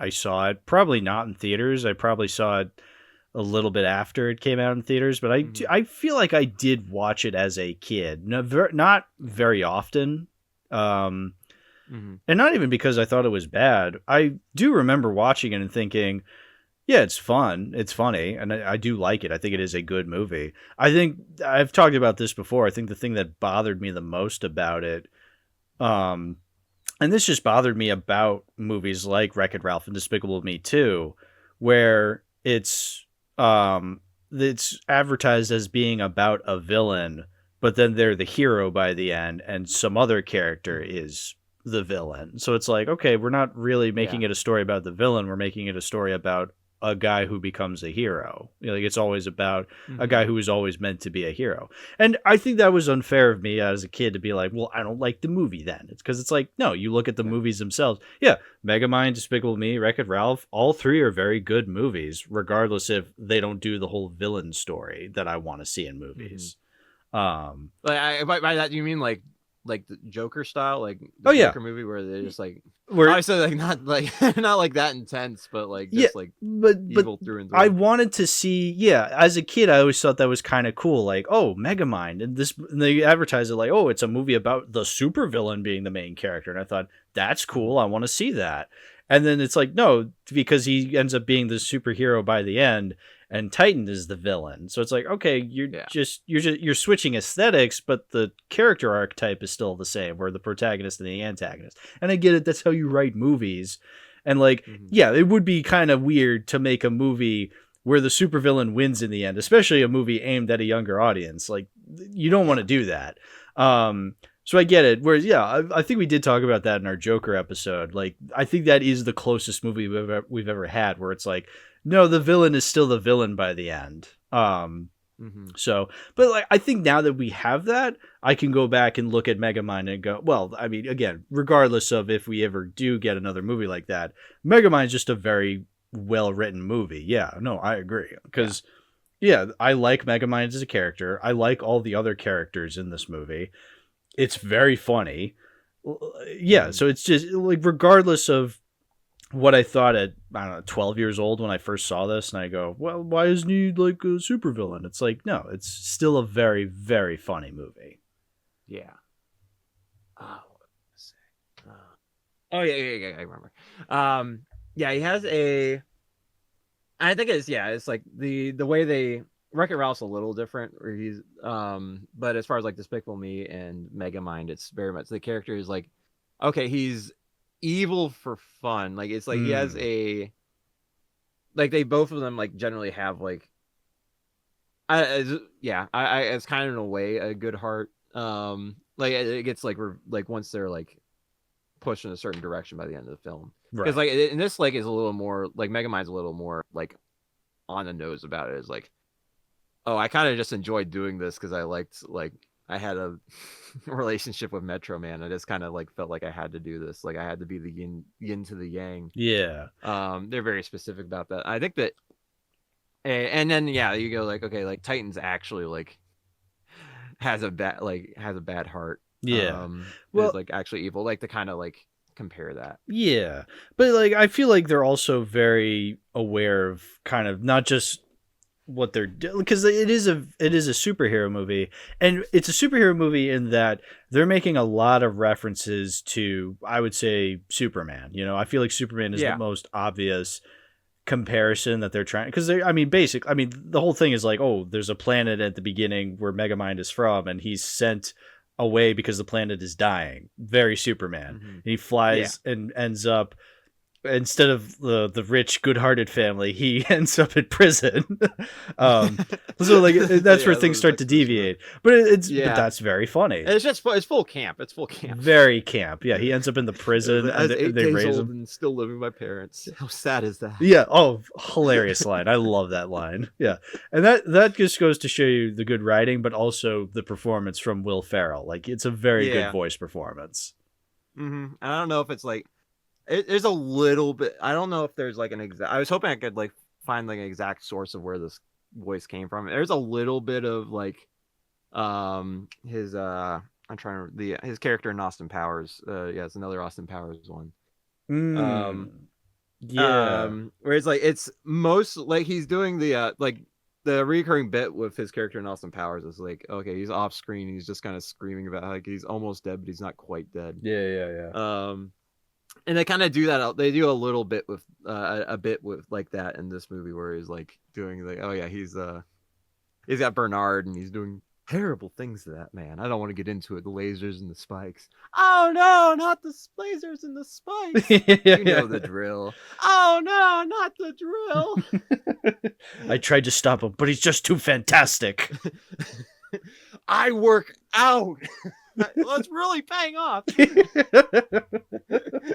Yeah. He's so fit and strangely charismatic. Yeah. That's what I like about Will Ferrell in this role is that it's obviously Will Ferrell when you listen to him, but it's just such a good character that I still just only hear Megamind. Like I think about Will Ferrell's voice and I think about the voice he's putting on for this, and it's very similar. But like I still see him and hear him as Megamind. And I think that's really a testament to how good of a character this is. Like he's not adapting like, and he used like, it was like Mike Myers is also like was famously from Will Ferrell's from SNL. Mike Myers was also famously from SNL. Tina Fey's from SNL. So like this is kind of like going back to like the and like Shrek was originally supposed to be Chris Farley, who was also from SNL. So like this is it's almost like kind of like a return to form. SNL is breeding talent. What happened? Yeah, back in the day. Back in the day. Can we get a little bit more of that, please? Yeah. I also wanted, before we like get in like full into the story, I also wanted to mention like again some of the more connotations. I always get, which is it's kind of amazing that people actually like remember this movie, but every time I like talk to people about Megamind, they're like, oh yeah, I always get it confused with like Monsters versus Aliens, which is another the DreamWorks movie that came out before this, and like they have like the villain in that is also like has the same head shape as Megamind and is like specifically like significantly less charismatic. Absolutely. It's and not to diss Monsters vs. Aliens, like it's a fine film, like it's relatively funny, but it does. I don't think it holds a candle to Megamind, and I think that like again, like they both have the same vibe of like, okay, like they animate the main characters well enough, but the background human characters are pretty rough. Yeah, like you know the meme of like the penis music meme where it's like Titans dancing and like the warden and the two guard characters are dancing along with him. Like I always thought about how funny it is that became a meme, because you look at like the faces that the guards are making and it's really ugly looking animated characters. And it's like, because they didn't think that would become a meme, so they just kind of threw that together at the very end. But like now, because it became a meme, you got to see those characters' faces a lot more often than I think the filmmakers thought you would. Not to diss the animation, because I don't think the animation is bad. It's just I feel as though this was much like Monsters vs. Aliens. It's this weird time when DreamWorks was trying to have like this kind of like they were beyond Shrek, where they were trying to look more realistic, but they didn't really want to go too far into cartoony either. They were in kind of like this weird limbo where the human characters look kind of strange. Again, I don't mind it here in Megamind, because again, I feel like the character writing is so strong that you ultimately don't mind it. But like I do feel as though the human characters do look a little weird. It's fine on Megamind because he is like this cartoony big blue headed character. Like he looks fine.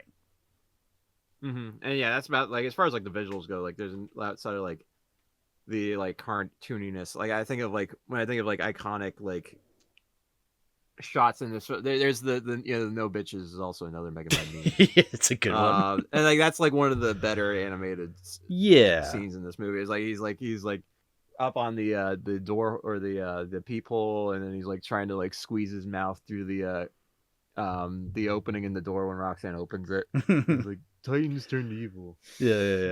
I will say I think the animation is good, but like I think another thing that kind of bothers me is kind of a harsh way of putting it, but like, I feel as though the city feels a little empty whenever you watch it. Like the city feels big. Like the buildings feel gargantuan and big. There's a scale to it that it feels really big. But then when you're on the street level, I don't know, it doesn't feel as bustling or lively. I don't really. I mean, as soon as Metro Man dies, like also they kind of like it kind of becomes a ghost town a bit. Yeah, which is a bit. I guess that's a bit of a. That's a good way of explaining it just, away. like, hang out in their houses, yeah, that's a good way of explaining it. But even when like there's like this big crowd, I don't know, it still even feels a little on the emptier side. It's kind of hard to explain. It's not a knock against the movie. It's just something that I don't know. It doesn't feel. I don't know. I feel like with the grand city like that, it feels kind of empty. So like maybe the tension isn't as much there when like Titans breaking apart the gigantic tower. And it's like yeah, I don't know. I don't feel as though the weight should be there as it should be. It's not the end of the world. It doesn't really ruin the movie for me. It's just something I've kind of thought about whenever I watch it.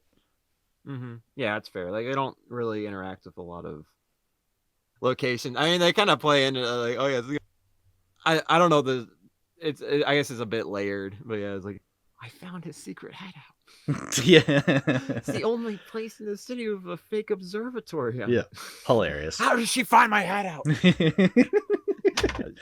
I think the other thing too is gives like you that idea. I think the other thing too is that like we don't get a ton of characters in this movie. So like a lot of the other character models, like I was saying with the two guards next to the warden, like, oh my, look kind of weird. But like that's because we only have like a handful of characters. Yeah, what? I'm looking at the my mind's just been blown. I didn't know it was J.K. Simmons as the warden. Oh no idea. J.K. Simmons, yeah. No, I learned something new today. Yeah, isn't that great? That J.K. Simmons, yeah, one of my favorite actors ever, can just have a bit part in Megamind, and you can barely notice. Yeah, a real there's like no like worker type actor. Yeah, like basically every voice in this movie is somewhat significant because like then they just like Ben Stiller is basically Ben Stiller and his family is basically every other. Yeah, Ben Stiller's Bernard. I know that. I didn't know that for the longest time that was Ben Stiller. Like he's just this geeky character. Like we're closing, and then as I listened to it this time, I'm like, oh yeah, that is absolutely Ben Stiller.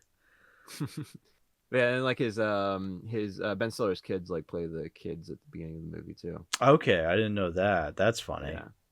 Makes sense. You got David Cross, Brad Pitt, Tina Fey. So yeah, Jonah Hill. Like all of them are very. Again, this is like just like the last one. This is very well casted. Very well casted. Yeah. I don't have a problem with any of these voice actors. Again, they're recognizable, but like I still think their performances and maybe even the writing is so good that like I recognize it as Tina Fey and Brad Pitt and Jonah Hill.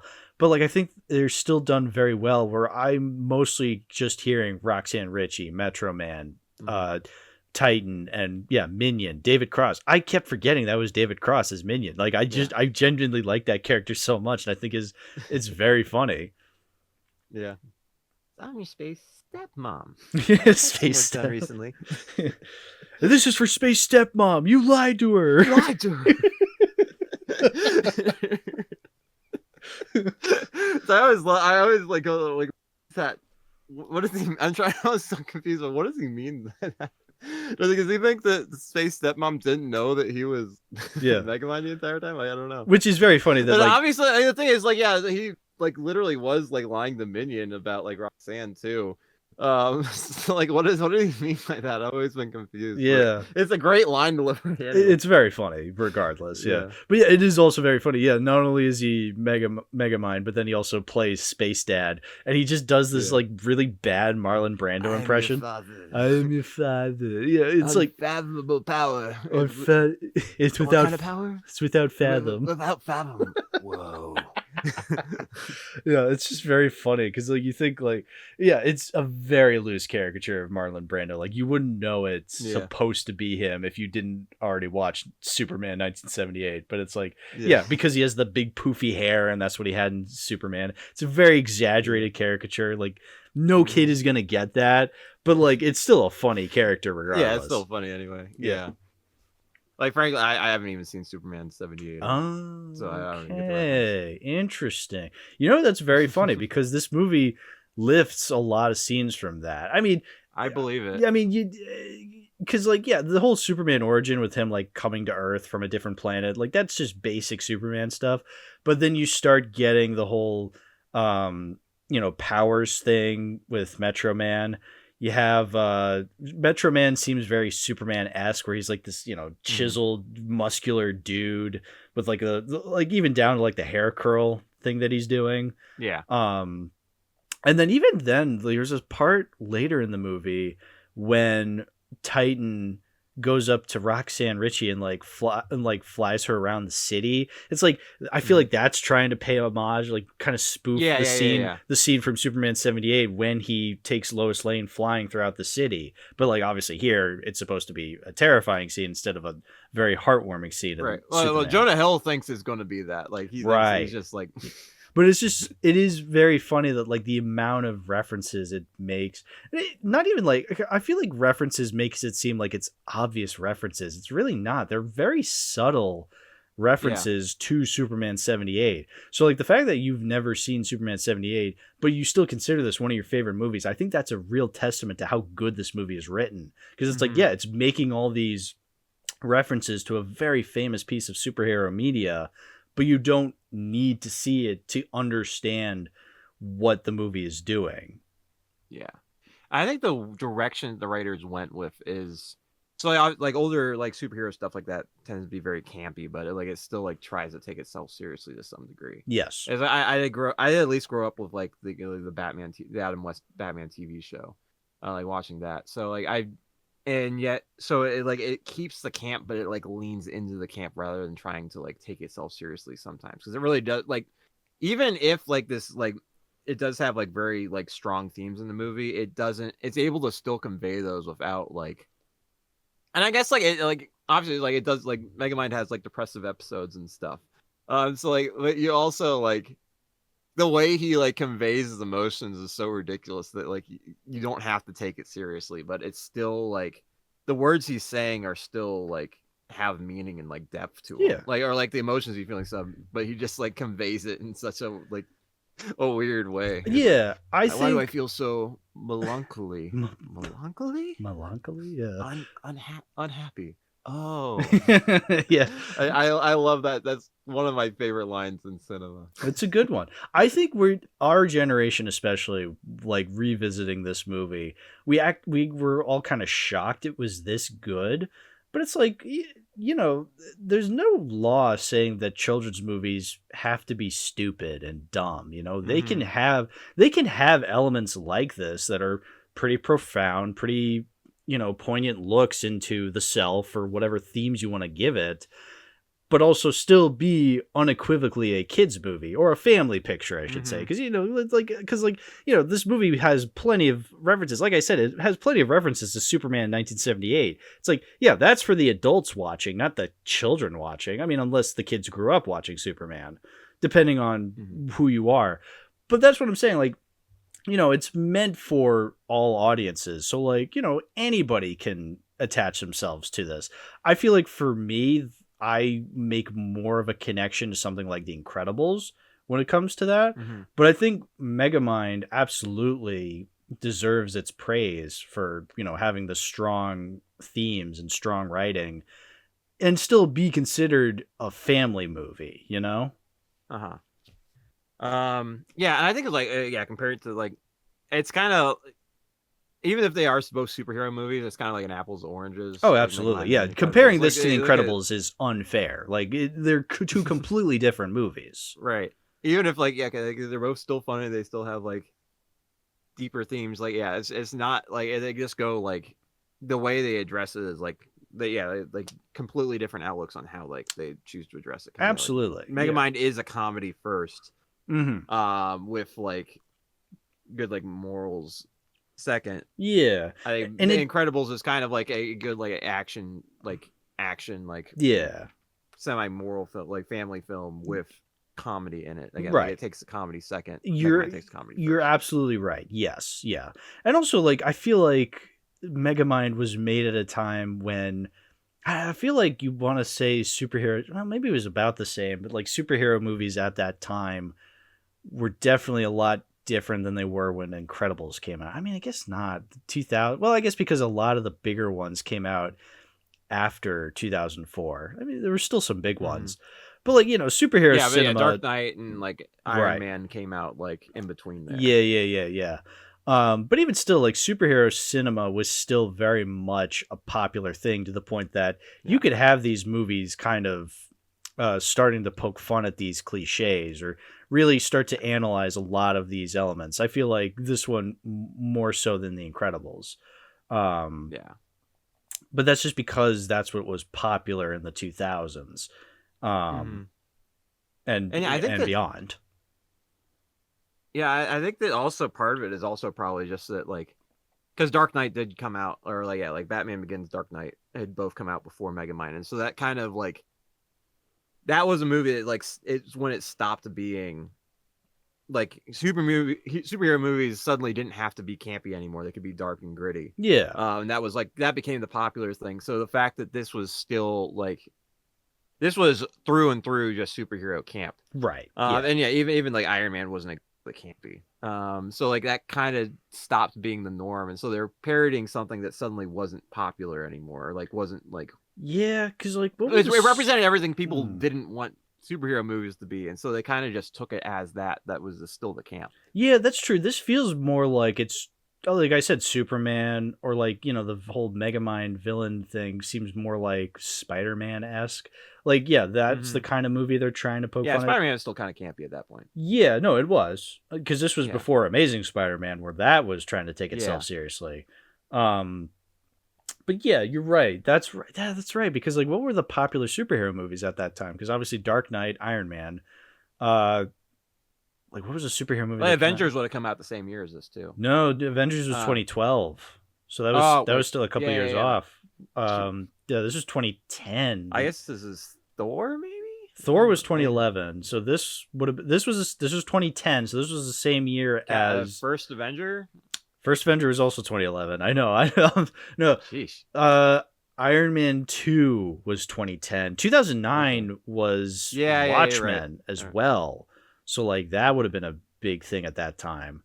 So yeah, you're right. Like, yeah, that's when superhero movies were trying to really be more like The Dark Knight, where they're like really trying to take themselves a little bit more seriously.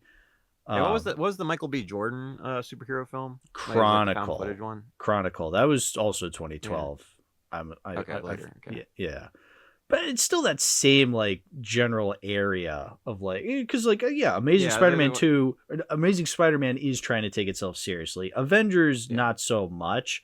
I mean, half and half. The MCU is kind of a coin flip. I feel like the DC movies at that time were trying to take themselves seriously. I mean, 2010 was Jonah Hex, even. Like that's a movie that was trying to take itself very seriously. Yeah, at the very even like Iron Man is like very like grounded in reality. Right, like, grounded. Like the character is funny. It's grounded. So if it's not trying to take itself seriously, that's more so grounded. That was what the MCU was trying to go. Well, you know, as grounded as a fucking MCU movie could be at that time. Grounded with like occasional like tone breaking jokes. Like, it is. Anyway, I also think like it hurt itself because like this Megamind also like the marketing was atrocious. Like none of it. I can imagine.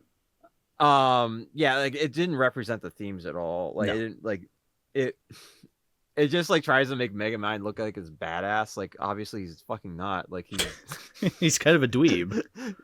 Yeah. Intellectual dweeb. But that's what we like about him. We like that he's an intellectual dweeb. Mm-hmm.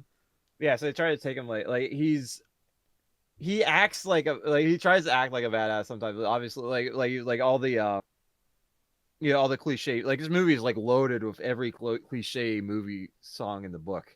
Like he like in some way like he tries to like act like the badass, but very clearly he's not. Mm-hmm. But the marketing just like kind of like indulges in like that side of like he is a badass. Like and clearly he's not. Like they made an original song for this movie, which is complete dog shit. I've never heard it. Atrocious. Which it's literally every lyric is just Megamind.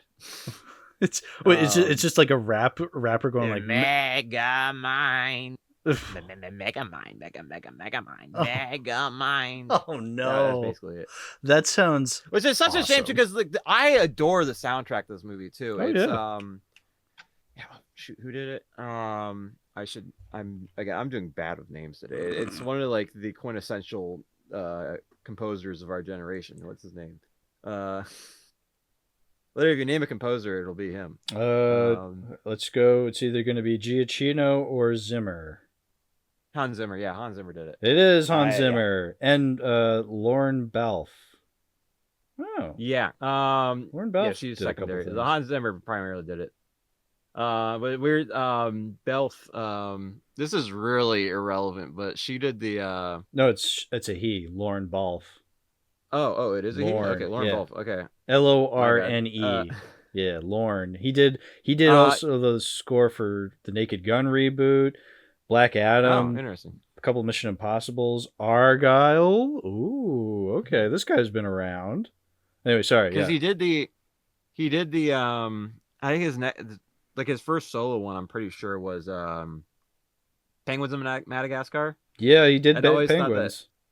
Yeah, I always thought it was interesting because the main theme to Penguins of Madagascar, which is played constantly in that movie, is incredibly similar to one of the town themes from Pokemon Black and White. I think it's an Nimbasa theme. It sounds very similar. I also have to mention this, Lauren. He did the soundtrack, the score for Terminator Genesis. I have to mention that because we just did the Terminator episode recently. Interesting. Ugh. Yeah, it seems like he's gotten better. Yeah. I just love the main theme of this, the way they all the different variations on it. I really liked. Like, it's very malleable, I guess to say. Like they put in all kinds of different like moods. Yeah, one of my favorite musical touch is when they do "Bad to the Bone" at the beginning, and then it kind of as he's still doing his little monologue, it transforms into an orchestral version of "Bad to the Bone." Like that was really cool. Yeah, and they do another like bad Michael Jackson's "Bad" at the end of the movie. They do the same thing where they transition it directly into this other like the end. It's basically just the end credits theme. It's not exactly in the rest of the movie. The end credits theme is so freaking good. Yeah. No, it's. I can't say that about too many movies, but the end credits theme of this movie is so good. Yeah, it's great. They just transition it directly from Bad. Like it's like they put a lot. It's not. I'm sure it's like Hans Zimmer is probably not working with this kind of like typically like kind of like rock, like rock themes. So it's probably like got the opportunity to do something different for him. Mm-hmm. And it seems like he really put a lot of work into it. Yeah, totally. You want to start the very beginning? What very beginning? It's the opening monologue. I guess we can get into like some of the themes now. Yeah. Again, I think that it's like what was it? I was still again like I think I mentioned earlier like he's 8 days old, still living with my parents. Is like again like a lot of these funny lines that also like, and the monologue does a very good job at setting up. You very clearly understand what Megamind's character is from that. Like it's very thorough. Like you understand like he has like these. He has like the ultimate cliche like tragic backstory kind of like your entire civilization died, you got raised in a prison. So like the kind of thing you don't have to like take it seriously, but these are also contributing to his character. He has these like major like he was raised by criminals.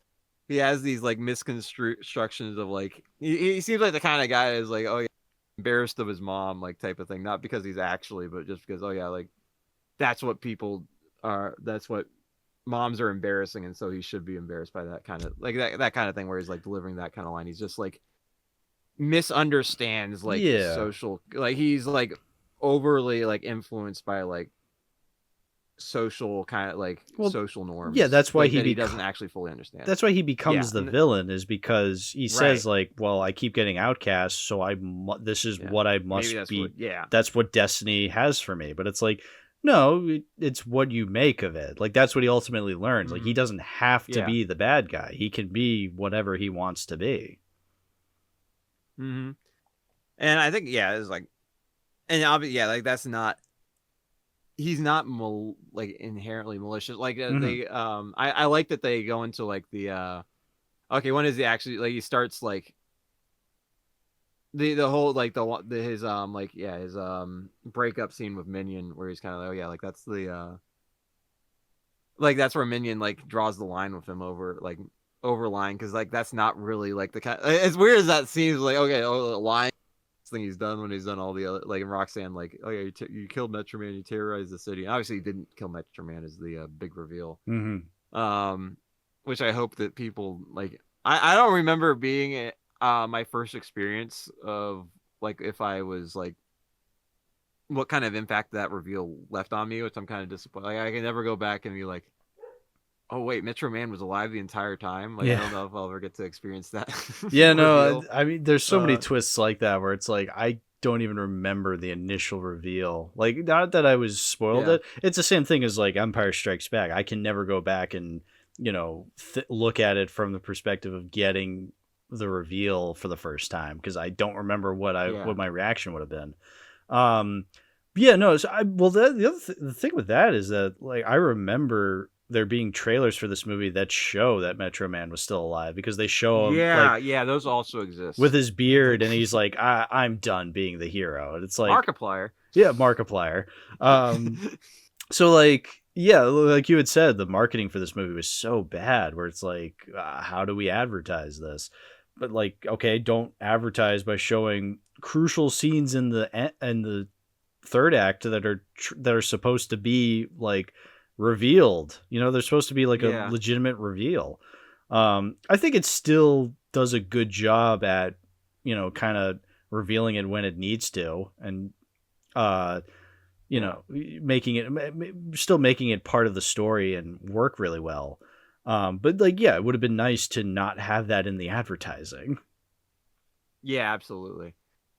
And I think it also like again leans into like the idea of okay, again like Megamind is like so he's just like he's centering his life around like again like other people's like opinions and like what like Metro Man is doing. Like like Metro Man just kind of like tapped out, like he doesn't care anymore. And so like the way he's been living his life has been like a big fat lie. Like he thinks that he defeated Metro Man and like he had like he like his reward for killing Metro Man is control of the city. He never actually even killed Metro Man. I also like just like okay, they get into the secret hideout, just like how like obsessive he is, because like it's like, and I think that Metro Man, like I feel like Metro Man kind of gets a bad rap in discussion of this movie, because I think that as much as like there's a lot of damage from Megamind being left like to his own devices to like terrorize the city again. Like I think Metro Man knows, because they've known each other their entire lives. That's what he says is like we've done this charade our entire lives. And I think he kind of understands that like okay, Megamind only does this because like again like go back to the yin and the yang, like Megamind only does this because Metro Man exists. And he feels like he has to like it's for the love of the game partially, but also just because like he has to fight Metro Man, and like Metro Man like feels the same way. Like his personality is also the same way, where he's like only exists as he is because like Megamind is like this becomes his villain and like, does all these terrible things. But that's not even like his personality. Yeah, but I like that. I like that because Megamind becomes the hero, that doesn't mean Metro Man has to become the villain. But I still like that both of them have that kind of identity crisis where Metro Man realizes I'm doing this because people told me I had to, but it's like I don't want to do this necessarily. And it's such I have a bit of an issue with like fan culture in general personally, and I think this like very well like represents the problem. Like like these people just like are so obsessed with Metro Man. He's, like, the best. And like Metro Man is like, I'm super immature myself. Like this is like you're like our little playthings almost. Mhm. Like you all are like so insignificant in this thing. We're like, and it's not like we're doing anything. We're just like having these huge destructive battles and fighting for fun and like doing these dumb quips back and forth. Yeah, but you're right. Yeah, no, I think that's a good way of putting it. Like the whole fan culture thing, where yeah, Metro Man realizes the city loves me, but they love me for what I do for them, not for who I am. Mm-hmm. And Music Man was born. Music Man was That way I could keep my logo. yeah. Because of what? Again, yeah. This movie is dealing with some very profound themes, very poignant takes on, identity and stuff like that. And then it also gives you some really funny jokes and really funny quips at points. So like it's like an incredible balance. It's not trying to like. It's generally not like trying to like set an example of what you should do, but it's trying to like point you in the right direction. And maybe I misunderstand the character of Megamind because I it's like you're not supposed to emulate it, that kind of meme. That's a very good analysis of it. Yeah. The idea of like, no, it's not giving you answers, it's giving you pointers. Like that's a good, I feel like a lot of people, myself included, I'm very guilty of this, kind of take a lot of what movies say to heart and seriously, to a point where it's like, if it says something I disagree with, I have to hate that movie. It's the worst thing ever. It's so stupid. It's so irresponsible. It's like, no, you can just, not take it seriously. It's like, whatever, Yeah, no, that's a very good point you brought up. Yeah. And so it basically just makes it very clear that don't take the end result seriously. Don't take even like the animated movie about the big blue-headed guy seriously. Yeah. Even though they do and there's some points where it's like, oh, like at the end, like, okay, like destiny is not the path set before us, but like the path we choose for ourselves. Like sometimes like it does like give you like morals, but again, you're not supposed to directly like emulate these characters because like clearly they're a little like nonsensical. It's like Roxanne's character is probably like the most like grounded and at least like someone to like admire. Like, okay, she's like trying to like, I think she generally gets what's like she like is also a player in the game. Like, yeah, you have the whole like the big first capture, which again, like, again is another thing where I think it just like sets the tone, the view of the world so clear, again, the tone. Yeah. Because she's captured, but she's like, not freaking out like Lois Lane would in like those old Fleischer Superman cartoons. She's like, she's done this. She probably would have at first, but she's done this a million times at this point that she's like, all right, let's get this over with. Like she's so jaded to all of Megamind's traps and machines and stuff like that. Yeah, that's funny. Yeah, that's where they're like comfortable with like the like. Because she like gets to engage with the banter back and forth. It's like, yeah. What are you on? The losing sign. Thank you.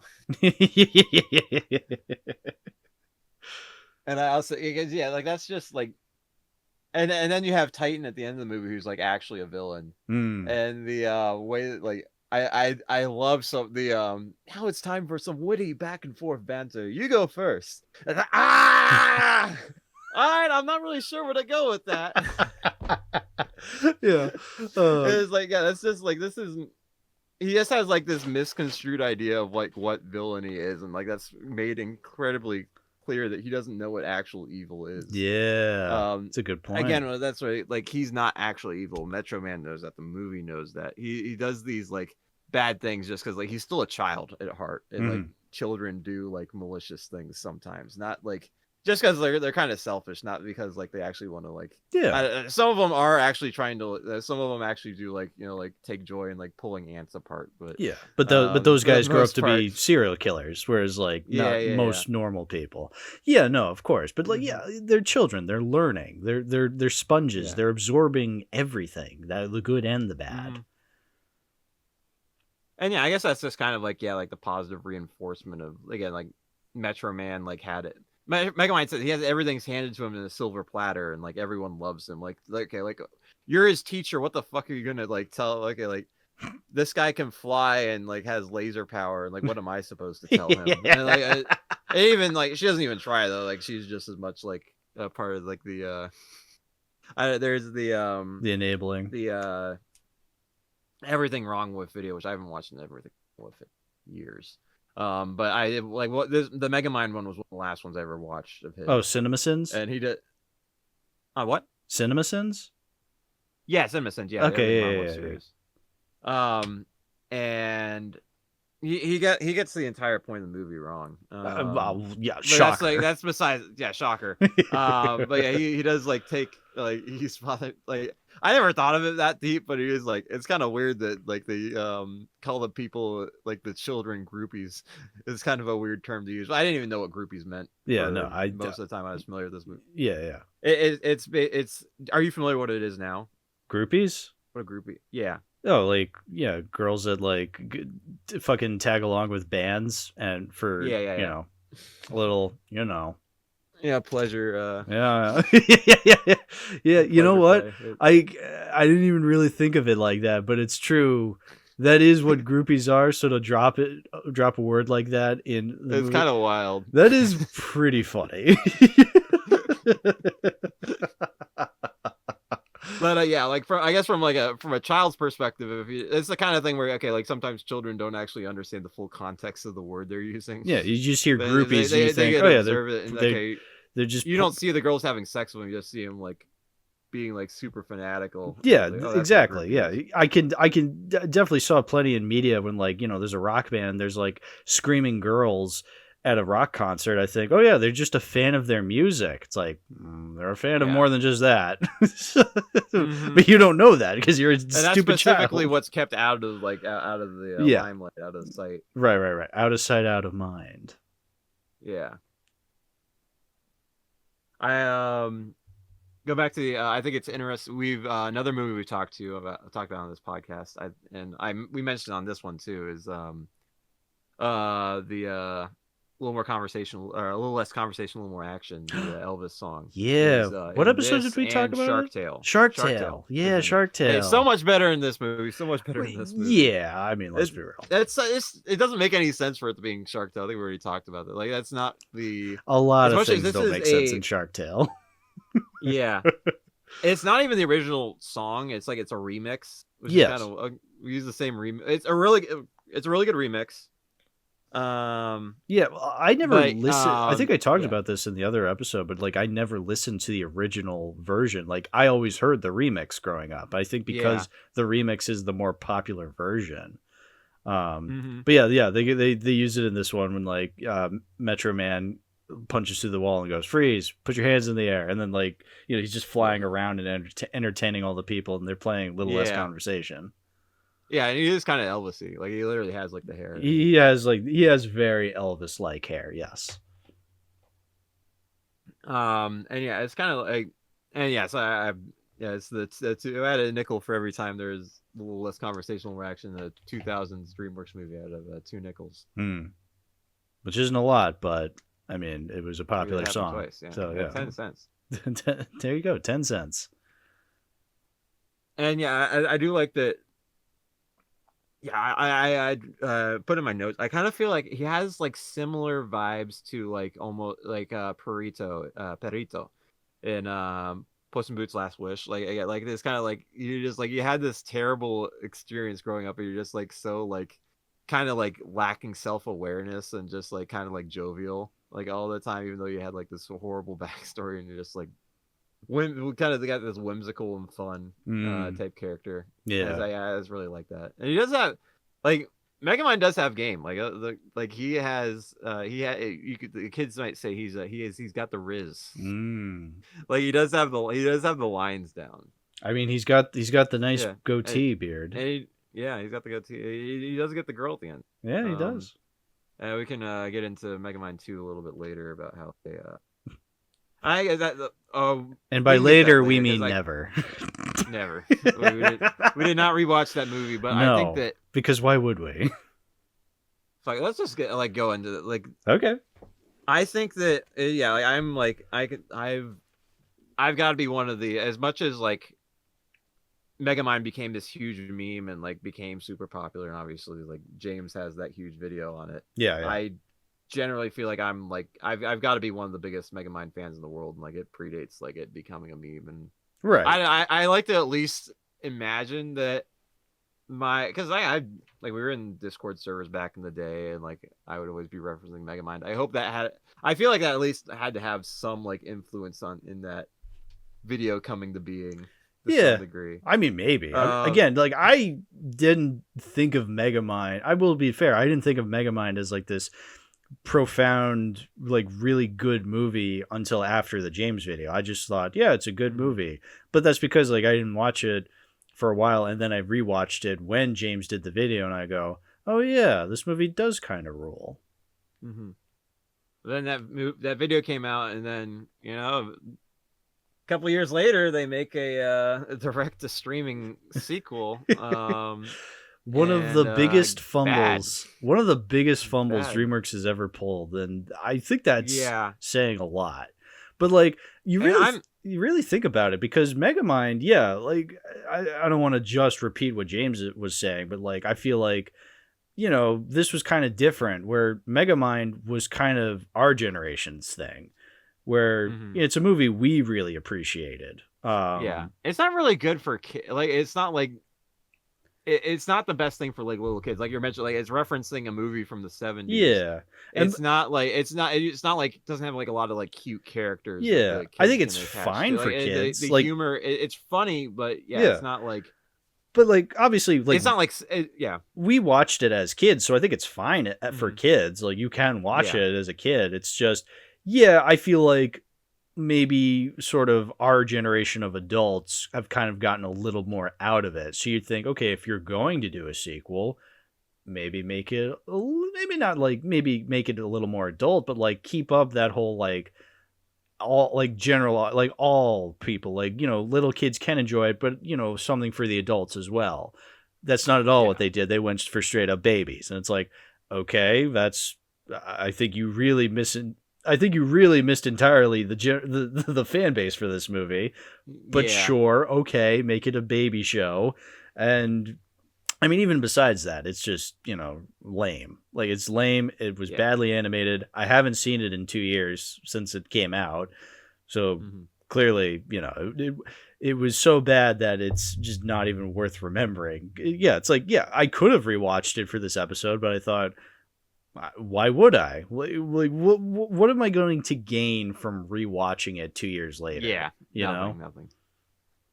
And I think, and that's what I'm leaning into, is like, the hard part is I don't know if there's a good way to make a Megamind sequel. It's a very like, the movie, it needs to kind of, it works perfectly within its own vacuum. But like, once you start like, and it, like, the TV show and the movie do kind of get like there starts being problems in Roxanne's and Megamind's relationship, and it's like, okay, like, that kind of sucks, but also like, okay, like, this is like, it is a little weird. Like, there's just like some things where it's like, okay, it's gonna be like complicated to like kind of, okay, like, how does, like, there's the Button of Doom is a short that came out for this movie. So like, it's like the only like piece of media that exists after Megamind becomes a hero, and he's selling all his evil devices because he's a good guy. And but then one of his own, like, he basically, like, an old like death robot that he created back in the past to fight Metro Man runs amok. Accidentally gets runs amok and like accidentally gets activated, and like he has to get all his like superhero or like supervillain stuff back to like defeat it. And basically, like, the robot thinks he's Metro Man, though, because he's like dressed in white and he's got like Metro Man's cape and stuff, and like he's flying around, and like, he's trying to be Metro Man. Like, he uses tech to be Metro Man, kind of like how he was like with the watch. But yeah, it's kind of just like, and again, it immediately, even that, something that's like, I think it's not as good as the movie, but it's not as bad as like the sequel. No, it's just like a DreamWorks short film that they made during production. Like, they did that all the time, where they're just like, let's just make a short little cute thing, and that's what we did. Yeah, and I don't think it's like problematic, but it is like, even that immediately gives up on like they have the end that like he puts on Metro Man's cape, and like Roxanne's like, I think you look pretty good in white, and like it's like showing like it's like changed the character, but then into the short that you made for the short that like exists after the movie, you immediately give up on like, oh yeah, the white, like, he's just gonna keep Which again, like that doesn't necessarily have to be a problem, but again, Right. like it's a lot of like the symbolism. Okay, like he again, like the like simple ideas. Okay, like now he's not black, he's white because he's virtuous and he got the girl. But a lot of this stuff is like it kind of, like the foundation isn't quite there. Like it kind of like rushes a little bit at the end. Not that it is bad in like the context of the movie, but it's just kind of not great for building Right. additional Yeah. narratives up on top of like the foundation just isn't there to support additional narratives. Right. I mean, that's the thing with a lot of sequels. It's like, where do you go with this? I feel like Megamind ends perfectly, where it goes, what else do you need to see of this character, of this world? Because it's not a very thoroughly engaging world. The movie is strengthened because of its characters. And I feel like we've gotten all we can with the characters. So you go, all right, like that's it. You know, so no matter what, you're absolutely right. No matter what, there was never going to be a good Megamind continuation. So I think maybe that's why they decided to make it a baby show, because they go, well, you know, who cares? You know, who generally gives a shit? And it's like, yeah, exactly. Who does care? Why are you making it in the first place? No one cares. Well, yeah, money. Like people do care. Like people care, but people aren't like thinking thoroughly through it when they say they care. Like no, I don't think there was a, like you said, I don't think there's really a universe where like an amazing, like you'd have to like, I feel like you'd have to cut forward a bit. Like I don't think you can like pick up like immediately after, like, which I think is what they do. But even then, it's like I don't know. I just can't imagine a good continuation of this movie. I think it ends so perfectly that like no sequel is going to do it justice. So like so I think no matter what, like Doom Syndicate was, well, you know, lack of a better word, doomed from the start. It was just never it was And the button of doom was doomed from the start. It was doomed from the end. Doomed from the end, yeah. Doomed from the middle. I don't know. That metaphor isn't quite working. No, it's not working. Whatever. But neither was the movie. The movie wasn't working either. So there you go. It works. And then it doesn't work. Haha. No, Doom Syndicate. What a wild time that was when James got to make a video on it. He created one of the worst running jokes we've ever had come out of a Schaeferless video with the fucking dehydration gun. Again, not his fault. It was just, you know, his fan base kind of latched onto that one. It was just like, oh, use the dehydration gun. He got angry and consequences. Consequences were met. Oh yeah. Maybe we can dehydrate. Well, you know what? Now that it's not a running joke anymore, because nobody has mentioned dehydration gun in 2 years. Now I think it's funny. Oh yeah. Perfect. We did it, folks. The dehydration gun really was the Hawk 2 of its time. I like definitely made like the point is valid, but oh yeah, he could have used the dehydration gun. They never bother explaining why you can't just like, he's kind of like, obviously Metro Man's fast enough that he can just like dodge it, is the idea. Okay, like why are they what about everyone else? Why can't he dehydrate anyone else? But I guess then it's like, well, no one knows. Yeah, I guess the writers weren't really thinking about that. They're just like, all right, it's a baby show. Yeah, they didn't really care. Like, yeah, I think that's a degree of like, they didn't think about it deep enough, or they did and they just didn't care to like come up with a reason. And like, it's not like it's funny at all. And otherwise, like, they're too busy explaining away why Minion isn't Minion. Ugh, yeah, that was always lame to me, because it's like they go, oh, because Minions are now owned by Universal, we can't be called Minion anymore. It's like, well, DreamWorks is owned by Universal, so yeah. So what does it matter? Under the same umbrella. Was that because Illumination said, hey, don't use Minion?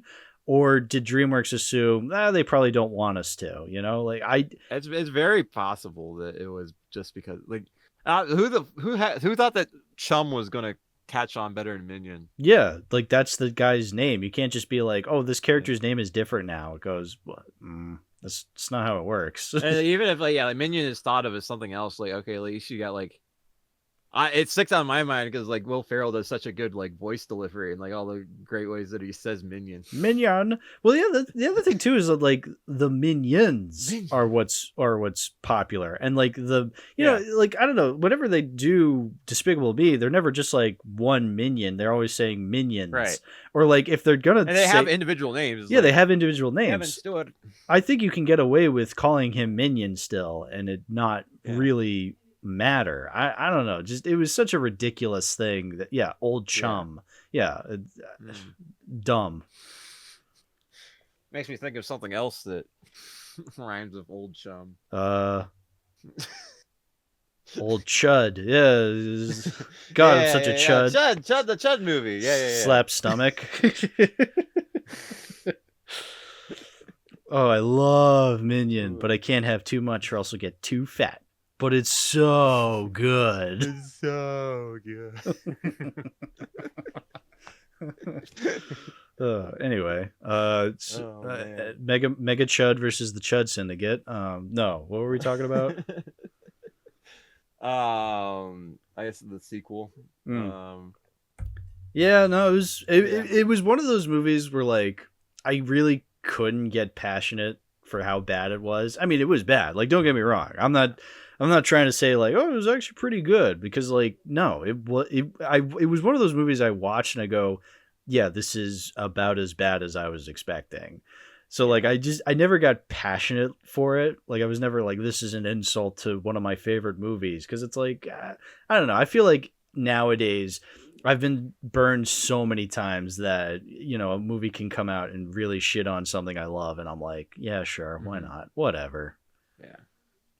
I think that was like, I didn't have any expectations going in. Right. Like, I think I was very upfront about the fact that like, I think this is a bad idea. Yeah. Wickedly bad idea for the greater good of bad. Yeah, exactly.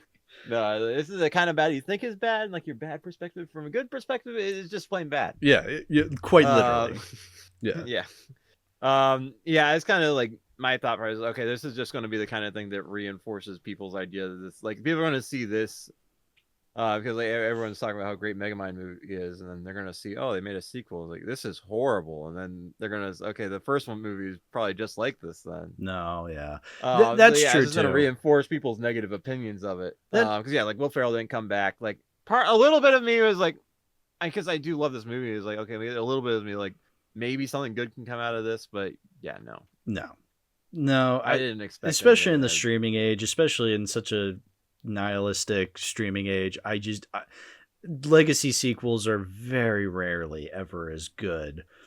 You know, they're just made in such a cynical way that I just don't really trust a lot of them. Especially this, I can't imagine. There's just no way in my mind this would have been good. And again, the trailers paid it no. It did not help at all, because you look at the trailers and it shows just how bad the CGI was and how bad the animation was. It's like, oh no. Yeah. All right, enough about bad movies. This is a good movie podcast. Yeah, that's true. We've never talked about bad movies on this podcast. Never. So, how do you feel about being in this movie?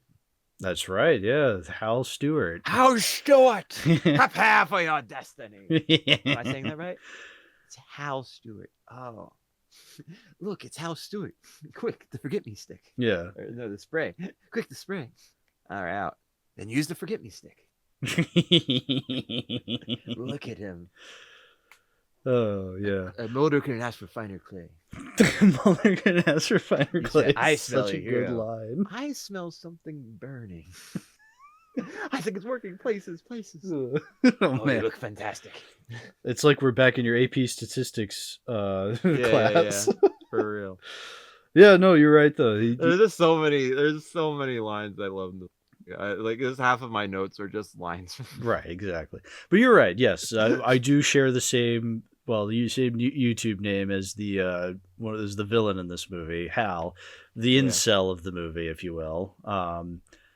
So Yeah, that's what Yeah. you look up to Megamind. I guess I'm supposed to look up to Titan. So. The poor thing. And I feel like I'm not the biggest Jonah Hill fan, but I feel like this is like he's just kind of a typecast actor. Like he's like it's just kind of how he is. Like he's the Yeah, I can't say I've ever been a huge Jonah Hill fan. Like Jonah Hill, yeah, he's never been. He works for what he is. Like like and for this movie, he's perfect. Like like he perfectly fits the incel type of character. Snivelly like, incel, kind of toxic. Yeah, toxic. Oh, I'm the nice guy. I deserve woman. It's like, I think Jonah Hill does that perfectly. Yeah, he's not, but he's not like an actor. Yeah, that I could say, oh, I love him in every movie I've ever seen. It's like, no, he can be. Like, it makes sense why. Like some of his casting, like some of the times when he get casted is kind of dumb. Is like, oh, like let's look at a big name, and like he's in a position where he definitely should not be. Right. But yeah, like there's definitely certain characters where it works out. I think this was early on that he could be,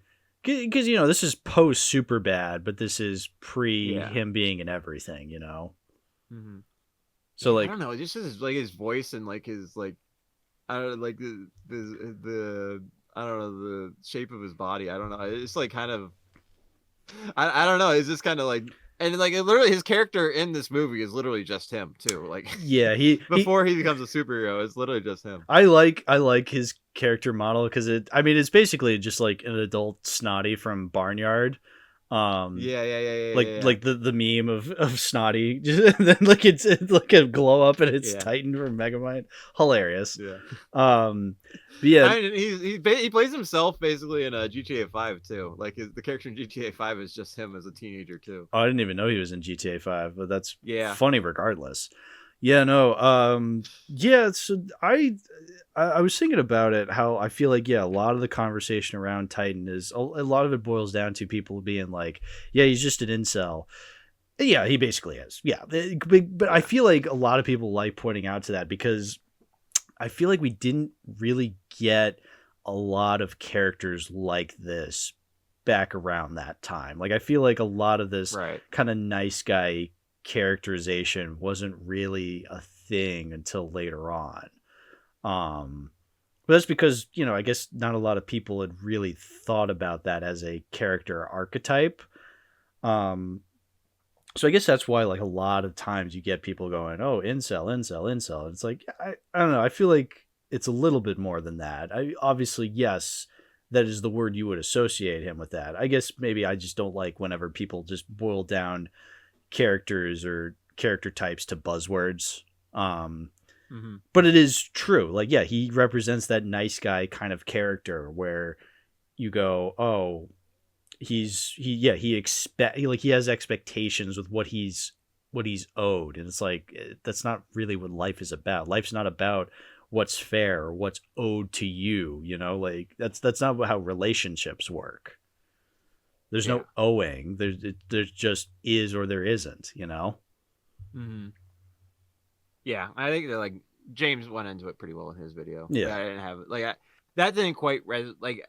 It is definitely like the dichotomy between like like him and Megamind, how like even though he does, and it's interesting how you can like get it like the whole thing about how it's like bad is he's lying, but also at the same time, and he is lying, but it came about out of like incidental means. Like he didn't like become Bernard so that he could get with Roxanne. He just became Bernard so he could it wasn't good. Like he did like kidnap Bernard for months. But again, that's more seen as like funny, in that sort of way. Yeah, like it's like he's just not thinking about like what, like he's not thinking deeply, and like he just didn't want to like. He's embarrassed because he's in his pajamas. Yeah, which is why funny. He became Bernard. Yeah, which is very funny. But I think there is still a toxicity in Titan that there isn't really in Megamind, because Megamind does admit that like he was kind of shitty to Roxanne for lying that whole time, whereas Titan never really has a moment where he's like, oh, maybe I am the bad guy and that's bad. He realizes he's the bad guy, but he embraces that. Right. Yeah, he just like, oh, okay, like everything sucks, so I'm just gonna like live for myself now. Yeah, I'm gonna be the guy that Megamind is like robs everything. Yeah, Roxanne like reaches out, like is the one who like calls Megamind and like is like making all the first moves. So like it's kind of like Megamind just kind of gets like falls into what she wants him to be. Like even like yeah, like she liked him because he was being honest, like just like being like genuine and like talking about how like because yeah he misses Megamind and he has like and the thing is yeah like Megamind says like later you're the smartest person I know and like yeah there's like literally no one else in this fucking city that like is worth a damn. Like every human character is basically worthless. Well, yeah, exactly. So like okay, like who else is Roxanne gonna fall for? I guess. Right, exactly. And Megamind is a human. Yeah, well, no. Yeah, no, and I do like that there is that little bit towards the climax where Roxanne does try to reach out to Titan to be like, hey, you know, now I want to give you a chance. And he goes, well, you only care about me now that I'm destroying the fucking city. So it's like, yeah, you never took the time to get to know me, which there is truth to that. It's like, yeah, okay, she could have reached out, she could have lent an olive branch, but again, what else she was doing, yeah. But again, also he was very toxic. He's going to make it creepy, yeah. Right, exactly, yeah. Oh, I have a bouncy house, house in my boxy houses. They dig clowns. They dig clowns. You idiot. Oh, you stupid van! You broke my finger. Yeah. Yeah, so no, it's again like I said, it's a very nuanced, very poignant characterization to have in your movie, and I think the movie does a really good job. It doesn't get preachy with this kind of character, which you easily can. I feel like because incel became a bit of a buzzword, a lot of incel archetypes in movies can feel a little preachy. This doesn't feel preachy to me. This feels like it's coming from a place of genuineness. Like the filmmakers have experienced something like this character before, and they want to portray that as realistically as possible and not just for the sake of buzzwords. Mm-hmm. And yeah, I think they like established like just like a general loser before. Like I think it works out really well. Okay, like he doesn't have anything going for him, and just like, and then you make him like in a position, like put him in a like immediately in a position of power without having to right. Yeah, like there's like okay, like if you have like the incel who like he like works out really hard and like gets this it gets like the kind of like really physical body like but still doesn't like get how relationships actually work. Right. Like, it's kind of like that. And like there's a degree like that hard effort can like hopefully create some character change in that type of person, but it doesn't always. And like in this situation, you don't even have to like complicate it. It's like literally he didn't have to all your gifts and you squander it for your own personal gain. Yeah. Yes. No. I just love it. It's the most point. Like, he puts his finger on his nose and then points to the other one. It's like, what the heck is that? And there's the whole thing with his name. The thing with his name, kind of, because like it's spelled Titan is what Megamind, Megamind like copyrights for him, the trademarks for him. And then he like of course then we see him, he spells his name Laser Vision in the town. It's spelled Tighten. Yeah. Titanville. And that whole thing I think is just, I don't know if that's just supposed to be a joke about Titan being stupid or if he thinks it's because like his suit is tight. Because it definitely what the if you pay attention to closed captioning, it does alter from basically as soon as like he spells it Tight Anville, like spells Titanville, it switches the spelling of his name from Titan. Right. Because there are points in the movie, like when they have the like I don't know the papers hanging from the ceiling, and if he lines up, it shows like Titan. It reveals it's Titan, and it's spelled Titan. So again, it was Titan. I think that James got that wrong in the video. But yeah, so I don't know. It's like it's not the funniest thing, but it's something. Yeah. I don't know if that was really necessary. The only other bit in this movie that kind of bothers me is when he gets into the when he takes over like the Capitol building or whatever, like City Hall. Yeah, City Hall. And he does the like it's like one of the giant monitors in the layer, and it only carries one station. I think this, sir, is called a window. All the kids are looking through them. Now, obviously, he knows what a freaking window is. Yeah. Like the number of times he's staring out a window throughout, like he stares at the back. Like his layer doesn't have any windows, or it has not that many.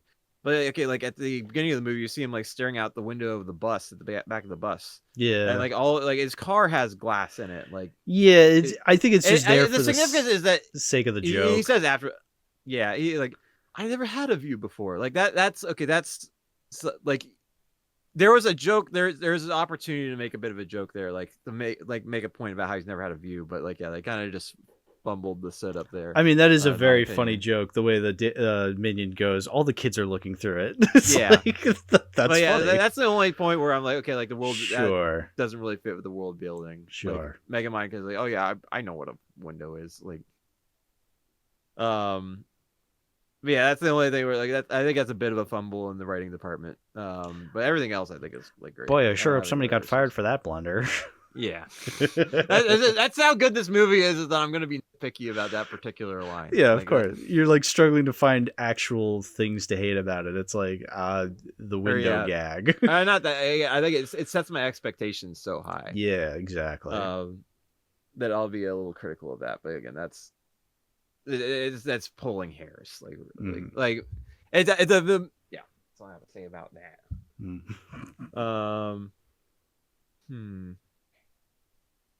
Yeah, there's the there's the code bit. I love the code bit. They just keep saying code. Send in the brain bots. You know, I think the point of the code. Oh, code, just do it. the payoff is when they're having their fight. They're like, code, I'll just pack my thing and go. Code, fine back. Well, good luck on your date. I will. That doesn't even make any sense. I know.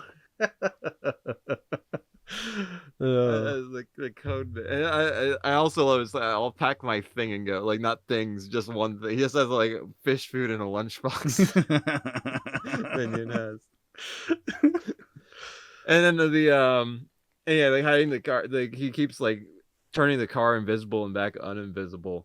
I just love that the changing it like he turns it from invisible to back not invisible as Megamind runs to it. It's like he was gonna run into it either way, but like he makes it visible again anyway. It's just like kind of the slapstick of it. This movie has fantastic slapstick. Oh yeah. There's the spider bit. Even the smallest bite from Arachnus deficus will instantly paralyze. And she blows it like his giant eye. It just blows it in the eye. Oh, get it off. And then Minion just immediately like slaps in the fucking head. Like not even like it's completely like without precision. He just like slaps him in the face. The heavy arm. It hits it on the leaf. Oh, get it off. Oh, it bit me. And there's like his minions keep biting, like no biting, no bite, don't bite daddy. But yeah, it's the timing of them like biting his hand. It's a poor lady. That's a poor lady's scream. Ah! Oh, that's a poor lady's scream. Ah! It actually bites him. Let's just call your boyfriend in tights, shall we? Yeah, the biting. It's not that like nuance of a joke, but again, the timing's good with it. What else? What other slapstick is there? It's the whole like fight over the car keys has a lot of good slapstick. He like turns off Minion's arm. It's really mature. What else is there? I don't know. This isn't really slapstick, but the exit. I like the exit sign. Oh, this way looks exciting. Oh, it says exit, which is short for exciting, isn't it? Oh, you're right about the exit. It's a disco room with alligators. Yeah. You're right. That room was pretty exciting. I think a bee flew up my nose, and there's like 30. I was about to make my formal assault, and then like 30 ninjas showed up, and I like beat up all of them. Yeah. It's how Wally's got like gauze in his nose, like his nose like is super inflated. It's like she's gone through a traumatic experience. She doesn't know what she's talking about. It's really awkward for everyone because you accidentally hugged him instead of me. I do have to give Jonah Hill some credit. He does have a couple of voice acting lines that are good. Like they aren't like just like his type character. Like they're Snot Lout in How to Train Your Dragon, which I like he's still a fat character, but like it's not like I guess he's not a redhead fat character at least, and he's not like he's just kind of nerdy in that. Like he's not like a douche or anything. And then he's in a Lego movie, he's Green Lantern. Yeah, that's I was thinking like there was a very minor. Like again, he's just kind of like there's kind of lame. There was a voice role I was trying to remember that I also really liked from him, and I was like, what was it? And yeah, it was Green Lantern in Lego Movie, and I think they just did that because Channing Tatum was Superman in that movie, and you know they were both in 21 and 22 Jump Street, so they just wanted to pair them up again for the Lego Movie. Yeah, that makes sense. Does anybody have any kryptonite? Yeah, that's so many lines here. Oh yeah, this is good. Just you quoting all the lines so I can rest my voice from screaming at the Bruins game last night. This is nice. This is good podcasting. Yeah, do like the when they're on their date towards the end of the movie, and like when she accidentally turns the wristwatch so he turns back normal. And he's like, "What's wrong? What's everyone looking?" Don't look at me! I just love it. I just it's like yelling that. Don't look at me, and everybody turns. Everyone immediately like looks away. Yeah, that's just a timing thing, and it's just like sorting through. It's like, don't. Sorry, it's just technical glitch. He's just sorting through all the characters he's taken over, and then he turns to the space dad. He's like, "Where were we?" Just like super attractive. Yeah, I love that scene. Yeah,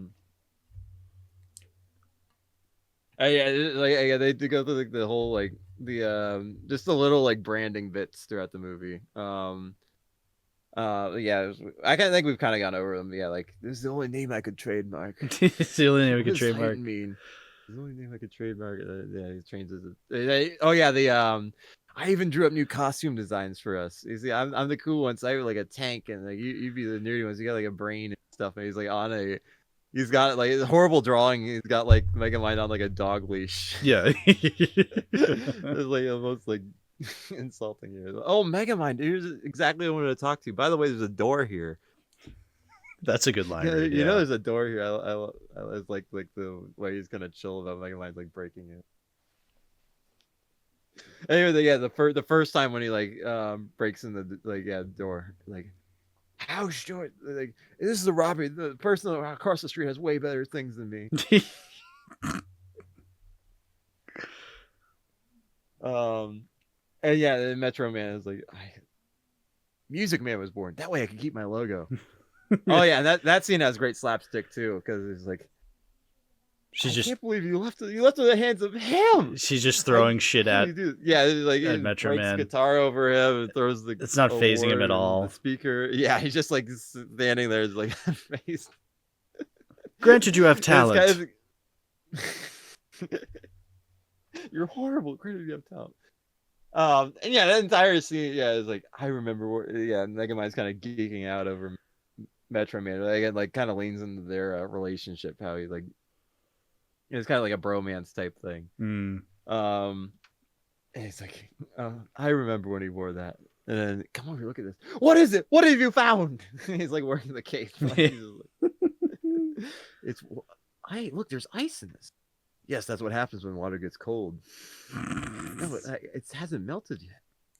One of life's great mysteries. And Megamind's just completely unwilling to like engage with the fact that like that it's a sign that someone like made this ice recently. Yeah. I was like and yeah, it's just kind of like Megamind is incredibly intelligent. Like the characteristic of like being really intelligent, but also like having like no street skills at the same time. Like that type of, I'm always a fan of that type of character, especially when it's leaned into for comedy. Yeah, as long as it's funny, I think that works. Mm-hmm.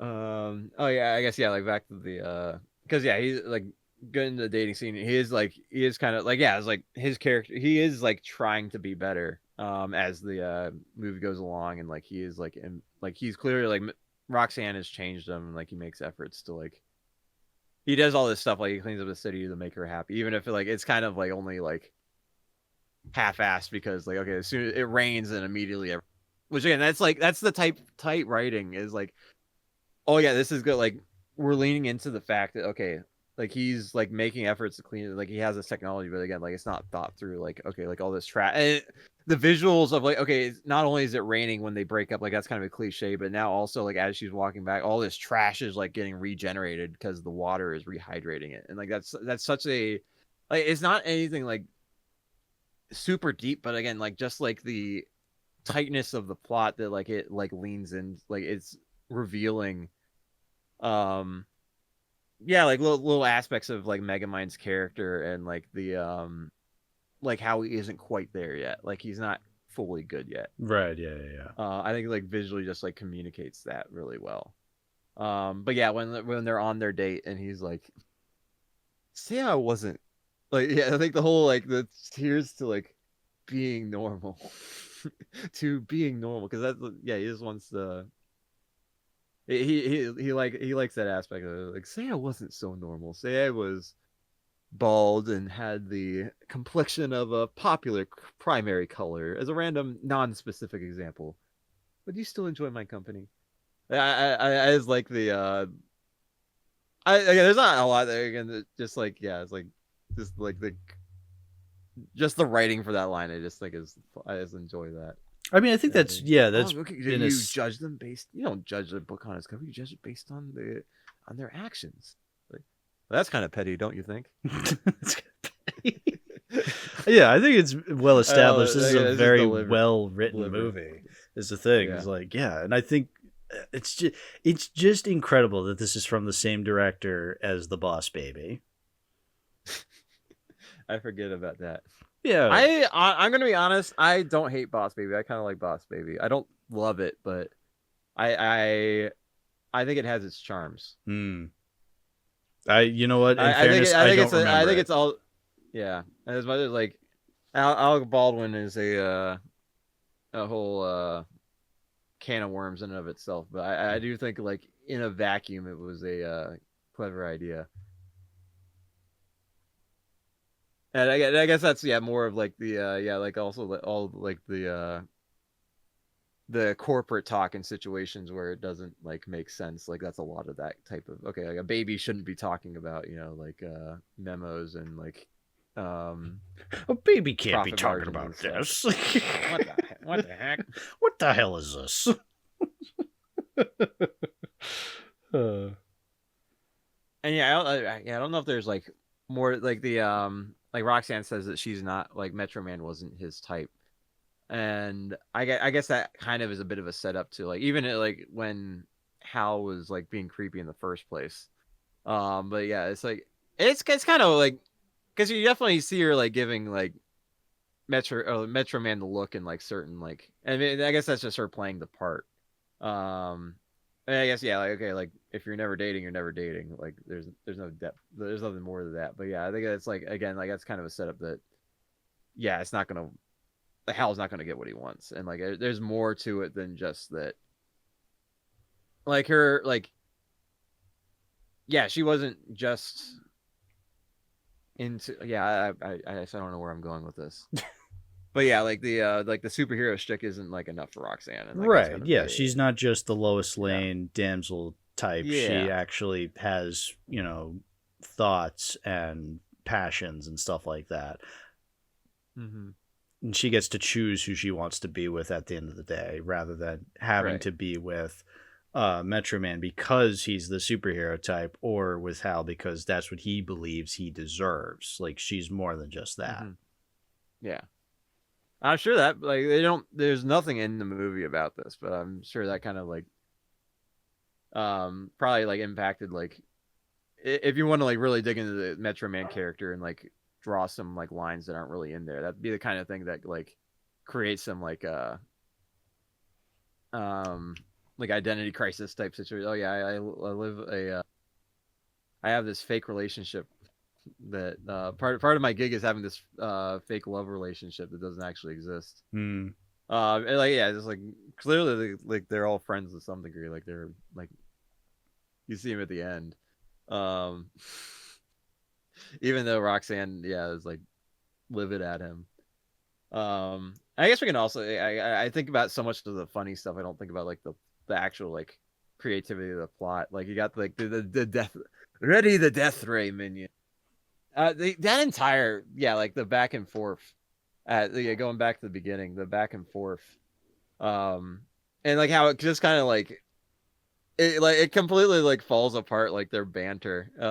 It's like they start getting into like justice can't be can never trap justice. It's an ideal, a belief. But even the most heartfelt beliefs can be corroded over time. Justice is a non-corrosive metal, but even the I can't remember the like needs to be reheated in the microwave of evil. Well, I think your warranty is about to expire. Well, maybe I got an extended warranty. And it's just like it was kind of like it the banter back and forth was like, oh good heavens, I'm shaking in my custom baby seal leather boots. Yeah, he's like relishing in the booze. Like yeah, it's like it starts and then like the longer they go, it just like the writers like intentionally making it like so like it's just falling apart into complete nonsense. But yeah, and then like yeah, okay, so Metro Man died, like yeah, the death ray, and like okay, so like like as the whole thing is like Megamind wasn't actually sure what he's gonna do, like once it actually happened, like yeah, like Minion didn't think they're ever actually gonna kill him, like, and he says like when he's at the museum, it was like, I meant to destroy you, but I didn't think it'd actually work. And yeah, and then Metro Man comes back later, but yeah, he's like, and again, I like that Metro Man, like he says at the end, like, "Good job, little buddy. I knew he had it in him." Yeah, I like it's kind of like he's like intentionally like, I want you, like I know you don't have to be this. I know this isn't who you are at heart, and I want you to like go through this experience. I kind of like that. That's kind of his like the way that his character is played. Yeah, So it's not the heroic role because like yeah, he's like he kind of has to be on the sidelines and like admire what he kind of built, even if like yeah, he's not going to get the credit for it. Yeah, well, it's like I said at I said at one point, I like that they don't make Metro Man the straight up villain. You know, I feel like that would have been kind of the hacky way to go, where it's like, oh, the villain is now the hero, so that means the hero has to be the villain. Like that, I don't know. It just would have been such a hacky way of looking at it. Yeah, I feel like putting him on the sideline so then Titan can become the villain. I think that works infinitely better than if they had gone with they just switch roles. And the reasoning for why like Titan comes to an existence is like because like Megamind is chasing the old life because he misses like what he had. He thinks that like having that old dichotomy is what's going to like make him happy again. Like he's like again he's searching for what's going to make him happy. At the same time he's kind of like he kind of is like you see like he gets like less invested in Titan and actually okay like actually this relationship with Roxanne is making me happy, and it's not like he's kind of shifting over that period, but he still has something to learn, right? But it makes sense why like again it's a closed universe where you don't have like it always gets kind of I feel like it always gets kind of messy the more like supernatural people you add to it. So it's like Megamind literally created like he used science to create another superhero. Like they don't like naturally just generate because like they travel from across the universe to like get there. Like there's not any other naturally existing supervillains like they create in the sequel. Yeah, which that kind of ruins. So maybe they shouldn't have done the sequel. Imagine that. But and then like and you got Hal is just like Hal is just irredeemably, or like he just has like the toxic character. But yeah, again, you like kind of shoot. Where was I going with it? You were saying I was toxic. I mean I was going with somewhere else. I'm trying to remember what I. So I guess like you have like the contrast of like how like Hal is like actually evil. Like, yeah, he flicks the mayor. Like, Under Megamind new never management. actually like doesn't really. Yeah, under management. It's a great line. And yeah, he kind of like gets better at the. I love the. Oh yeah, when Megamind first comes back and he's like, or like it's actually Minion, but like yeah, he's like, you dare challenge Megamind, and he just loves like you're a super villain, not or you're a villain, all right, just not a super one. Presentation. Yeah. That's such a, and again that's leaning into like okay like the contrast between the two characters that are like Megamind does this for fun. Like yeah, it's like leaning into yeah like Megamind's a fun guy and he's just like got some like social like issues. Like the end after they win, like he and Roxanne are celebrating, and then all the crowd tries to crowd around him. It's like get away, you savages! Get back, you savages! I'm sorry, he's not used to positive feedback. But yeah, it's and yeah, then he like pretends to be, and again like it's a all of Megamind's plans are like pretty well thought out of the side, like warming up. The sun is warming up. Just a tippy tap more. Honestly, and the whole thing's like still being like live displayed to like the crowd of people gathered for Metro Day or yeah Metro Man Day or whatever. Yeah, it's Metro Man Day. Yeah, I that scene at the beginning is great. And yeah, then he disguises himself as Metro Man to like trick Hal, and like he's able, like obviously he doesn't have like same skills as Titan. Like he wouldn't be able to be as fast, but like Titan's just not quite as he's still not fully like doesn't understand his powers yet. And I also skipped like the whole like when Megamind does first battle Titan, and like he's just in it for the like he thinks that revving up like showing how like he's everything that that Hal hates is gonna like oh yeah he's good, this is gonna make him, he just doesn't, again he's yeah like Roxanne like you're so, why are you so evil, like he just doesn't get like he doesn't get human emotion like and yeah, so like he thinks that like telling him all these things that are gonna make Hal angry are gonna turn him into a hero, and like clearly they don't. But yeah, he's just, and then they're like doing their fight, and like he's getting one ups on him because again like Hal is like inexperienced, but yeah, and then like Hal is like you can, and Hal captures him. I was like, oh, I think that was very good. I have a few notes, but those can wait. You can take me to jail now. I wasn't thinking jail. I was thinking more like the morgue. You're dead. This isn't how you play the game. Game over. Game over. Game over. Game over. Time out. Can I tell time out? And then yeah, the copper failsafe was again like that's another reveal that like it's not like you like other stuff is going on, so you don't immediately think like, oh, was Metro Man, like you don't immediately think that like Metro Man was making that up. You think like, oh, Megamind created something he can't actually control, rather than like that is a sign that Metro Man's alive, but you don't actually like necessarily. I think again that leans into like the big reveal, like that isn't inherently what you're going to think of necessarily, that Metro Man might not be dead. I don't know, maybe you will. That might also give you the idea, okay, Metro Man's going to day, and not that Megamind's going to save the day. So again, I like that that's also like a subversion, and you think, okay, like they subvert the idea that only they need Metro Man to come back, and it looks like it is, but it's just Megamind in disguise. So again, I keep going on and on about all the plot details I like, and it's just so well written. I think you really like this movie. If I had to really, I really like this I had a bit of a hunch. That's the spirit. Yeah. Parry, thrust. No, I can't. Now some witty back and forth banner. Go first. I can't blame you for loving this movie so much that like you're just going scene by scene. I mean, it is really good, and like you said, you love it that much. I mean, that's why like there's not much.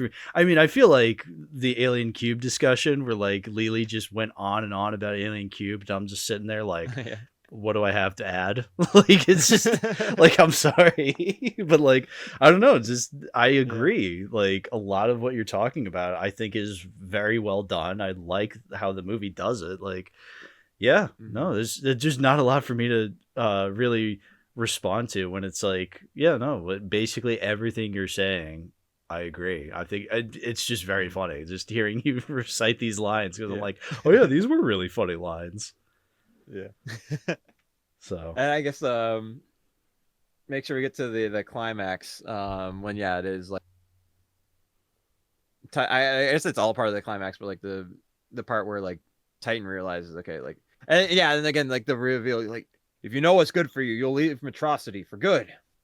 And again, like the Titans, they almost give Titan too much credit. I don't know if he would. Titan's the kind of guy who would notice that type of thing, but it makes sense. And you also like he's kind of getting more clever as the movie goes along.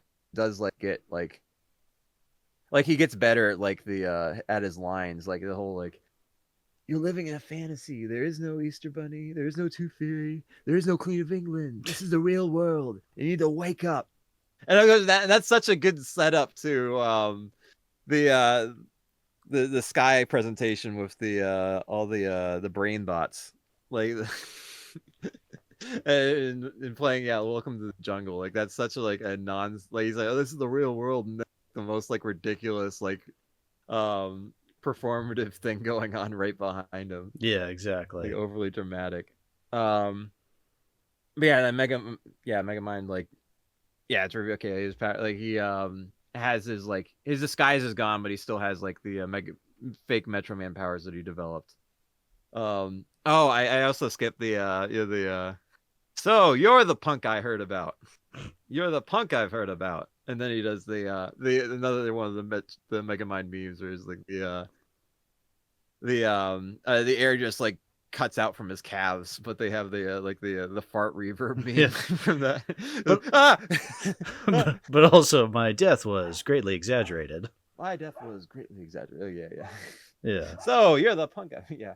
I'm guessing that's like in like, it's just like, it's just like part like his power going out from him, I guess, is like the idea, like you don't know what the heck is going on. Like in reality, it's that Megamind is using a jetpack, and it's probably like the jetpack going out from behind him that causes the little frills to go out from his calves. But yeah, you don't know what the heck is going on if you're like, that's just really intimidating. Yeah, it's supposed to be like an intimidation tactic. Yeah. Then it's just Megamind against Hal, against Titan. And yeah, it's like he tries to punch him. It's like it goes in like, he is fighting for, I finally had something to fight for you. Like he's fighting for someone else, and like he does just like go for, like, he's actually like mad, and he like goes for the like there's legit like emotion behind like him punching him, even like it immediately the invisible car, go back to the diffuser gun is warming up. Minion, if I live, I will kill you. And he gets better at like delivering his lines, like, he throws him up and enjoy your flight. And so this ends. Usually I chop this up in my last glorious failure. What can I say? Old habits die hard. And he's just kind of like, he's a lot more optimistic. He has like, there's a benefit to losing. You get to learn from your mistakes. And you're so pathetic. No matter what side you're on, you're always the loser. But that is like, it works. The dehydration gun. He lands in the mountain. It's just like, like Roxanne like says, like, it's your best quality. Like, you never ran away from a fight, even though you had no chance of losing.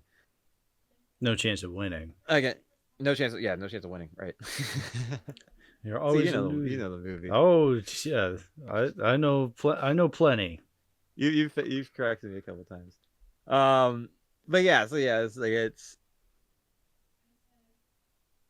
It's everything like is so tightly everything ties together so well. I guess that's kind of the end of the movie. That's kind of the end of the movie. We did it. They make the Megamind giant Megamind statue. Yeah. Put your hands in the air. Now hand over your wallets. I'm just kidding. I'm just kidding. Yeah. Yeah,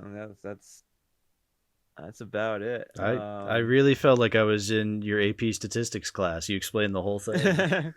I mean, look. Yeah, that's pretty much. Yeah, I'm pretty confident, and you know what? I feel like there's some movies I have friends on where I'm like, oh, I could have had James. I could have had James on this episode because he's the Megamind guy. No, I chose right. I chose the true Megamind guy to have on this episode. I'm honored. You know what?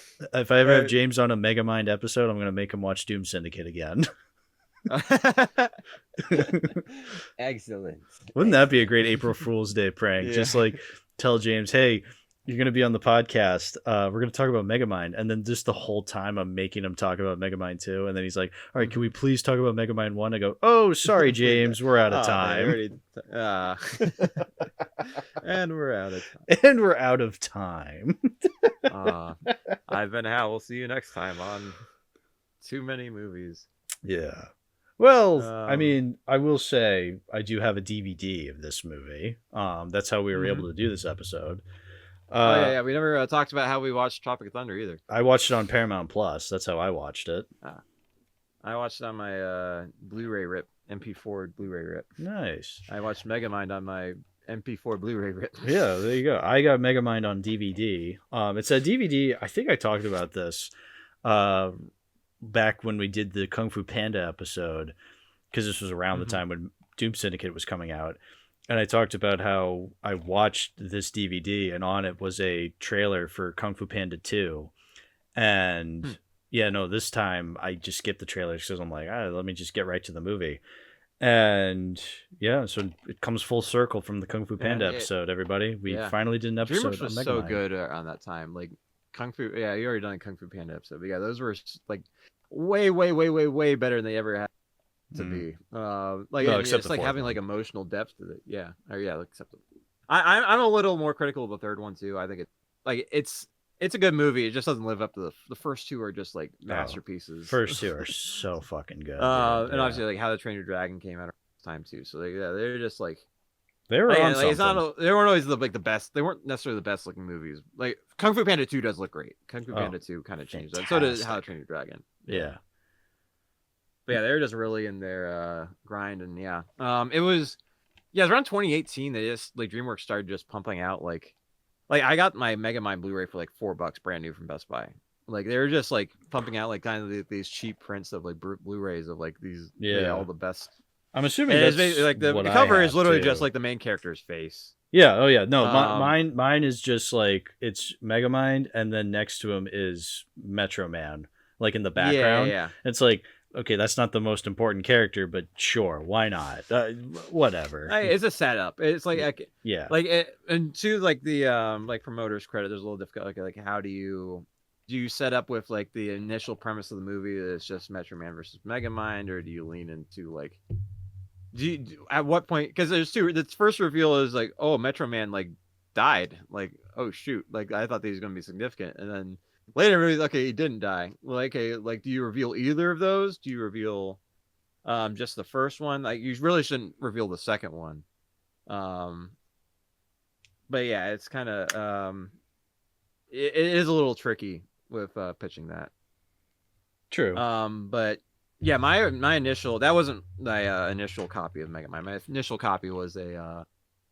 Do you have a by any chance? Does your local library ever like sell off like their old media? Oh yeah. Well, I don't know if my local library has done that, but I know of libraries do that. Oh yeah, but they'll just like they just don't want to have DVDs anymore, so they just sell them to the public. Yeah. Oh yeah, that rules. Yeah. So yeah, my initial original copy of Megamind was a former DVD, former library DVD. That's awesome. That's what I grew up with. So yeah, it's very embedded in my mind because that was. I always made sure to take it on like road trips or. Yeah. And eventually, I like got like a DVD so I could have the MP4. Yeah. No, I'm And I got definitely Blu-ray so I could have a higher resolution. Oh yeah, yeah. Blu-ray, I would imagine. I might get the Blu-ray, but I think for now I'll keep this DVD because it's not a bad DVD. I think it's actually pretty nice. And I mean, again, like I always say, the important thing is the contents on the disc, as opposed to the disc itself. So, definite keep for the collection. I mean, it's fucking Megamind, of course. Movie rules. Yeah. Oh, and I guess I didn't talk about this, but I'm definitely gonna add Tropic Thunder to the collection because that movie rules. So might as well. So you don't have it yet? I don't have it yet, but I will someday. All right. I do have the Blu-ray copy as well. I just watched the rip because it's easy. I can watch it on my computer. Yeah, and it's. I guess it's just situational. I'll just come to your house and steal that then. Oh. You have to find me first. I guess so. You're in America, right? Or at the abandoned observatory. No, don't listen to her. She's crazy. That's another thing too. I think that's like Megamind is like I think that like he is smart sometimes because he's leaning into the fact that like he's not like that he's letting them think that they've outsmarted him. Yeah. It's like like the observatory the fake observatory thing was clever. Like, it is the kind of thing that would be like it's not inherently obvious, but it would like if you're someone who's observant, you'd be able to tell, okay, this is a dome-shaped structure and there's a there's a big telescope. Obviously, this is the abandoned observatory.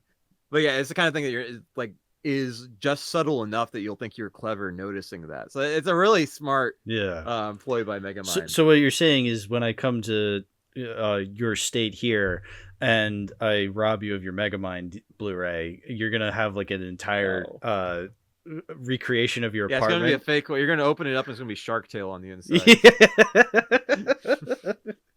Damn it, he's got me again. Curses. Oh, yeah. Over here, old friend. In the case you can't see, you've fallen right into my trap. You have Shark Tale now. Oh, no. You thought you could get rid of it. It's back, baby. Shark Tale's back. Oh, fantastic. Oh, you look fantastic. Well then, Swine. You fantastic fish, you. Yeah. Not trying to rush you out here, but it is a 3-hour podcast. But like, any last minute thoughts before we wrap things up? I think I've covered about everything. I think you have. But that's okay. I don't know if I'll ever be able to the 9-hour. Is there been an episode over 10 hours yet? No. And there never will be. 9 hours is still like the 9.5 hours. Honestly, at this point, 5 hours is the goal because every time I try to make a 5-hour episode, it always comes up to be about like 4 hours and 50 minutes. So, and I'm in no position to try that now. I have other episodes I'd rather try for 5 hours. We'll get to those when we get to those. Don't you worry. Okay. 3.5 is pretty good for a 2-movie episode. I think so too, especially because I think we talked about Megamind more often. Well, who knows? But yeah, dude, it's the iconic movie of our generation. Yeah, kind of. And so is Tropic Thunder. Yeah.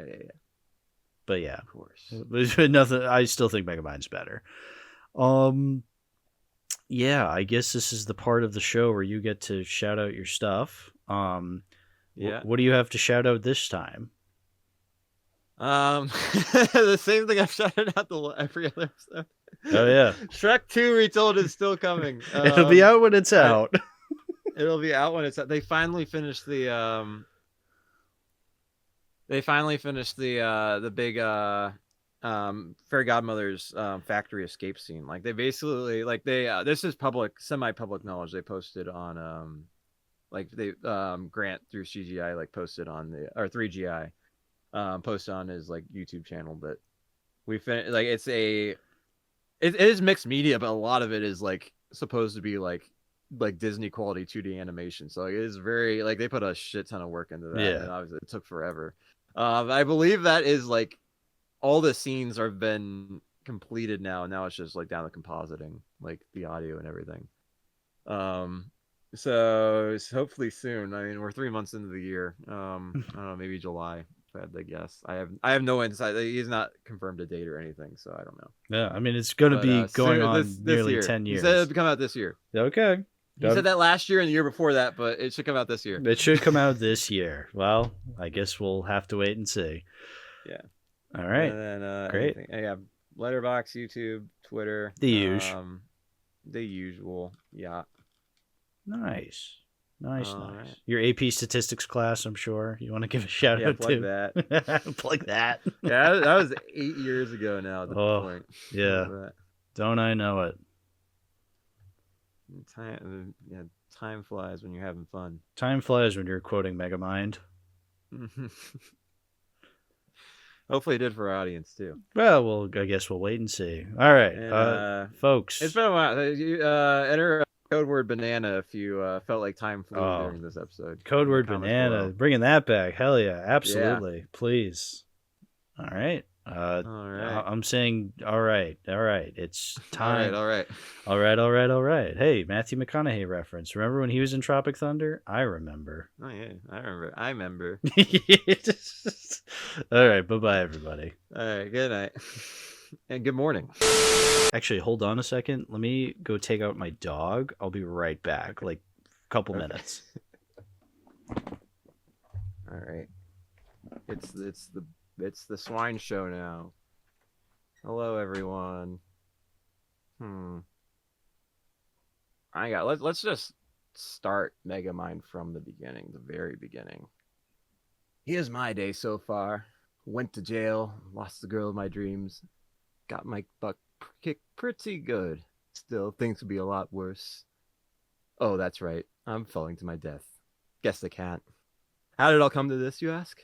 My end starts the beginning. The very beginning. Yes, that's me. I had a fairly standard childhood. I came from what you might call a broken home. Literally broken. I was 8 days old and still living with my parents. How sad is that? Clearly, it was time to move on. I didn't quite hear that part. It sounded important. Destined for what? I set out to find my destiny. Turns out a kid from the Glauquant quadrant had the exact same idea. And that was the day I met Mr. Goody Two-Shoes, and our glorious rivalry was born. Could this be what I was destined for? A dream life filled with luxury? Apparently not. Even fate has its favorites. No big deal. A much different fate awaited me. Oh, a baby, how thoughtful. Oh, yes, I saw it and thought of you.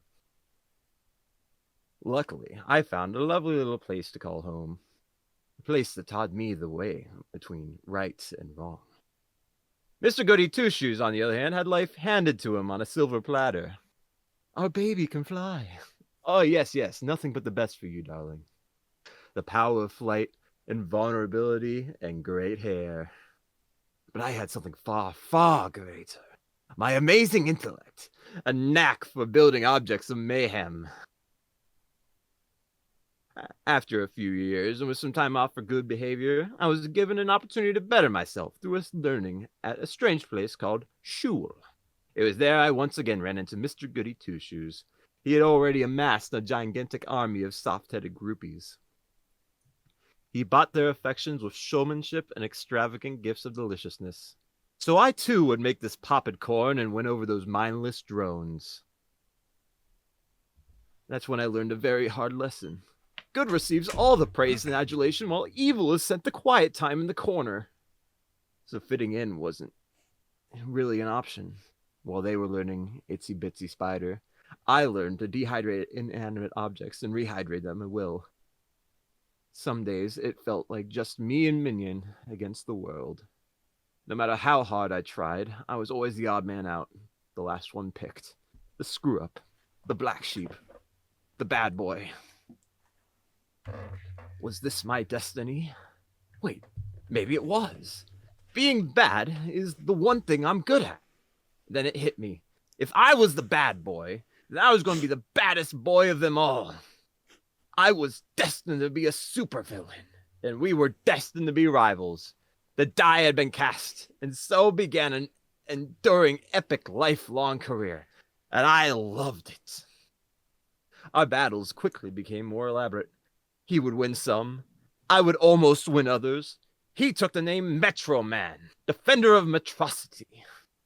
I decided to pick something a little more humble. Megamind, incredibly handsome criminal genius and master of all villainy. Sorry. Read on your own time. Wait, sorry. Open up.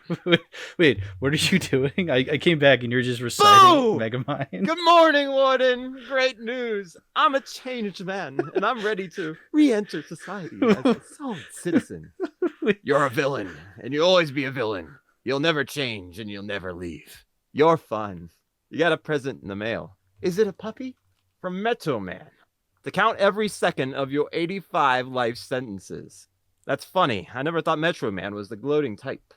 Oh, but he does have nice taste. I think I'll keep it. Any chance you could give me the time? I don't want to be late for the opening of the Metro Man Museum. Oh no, it looks like you're going to miss it by several thousand years. Oh, am I?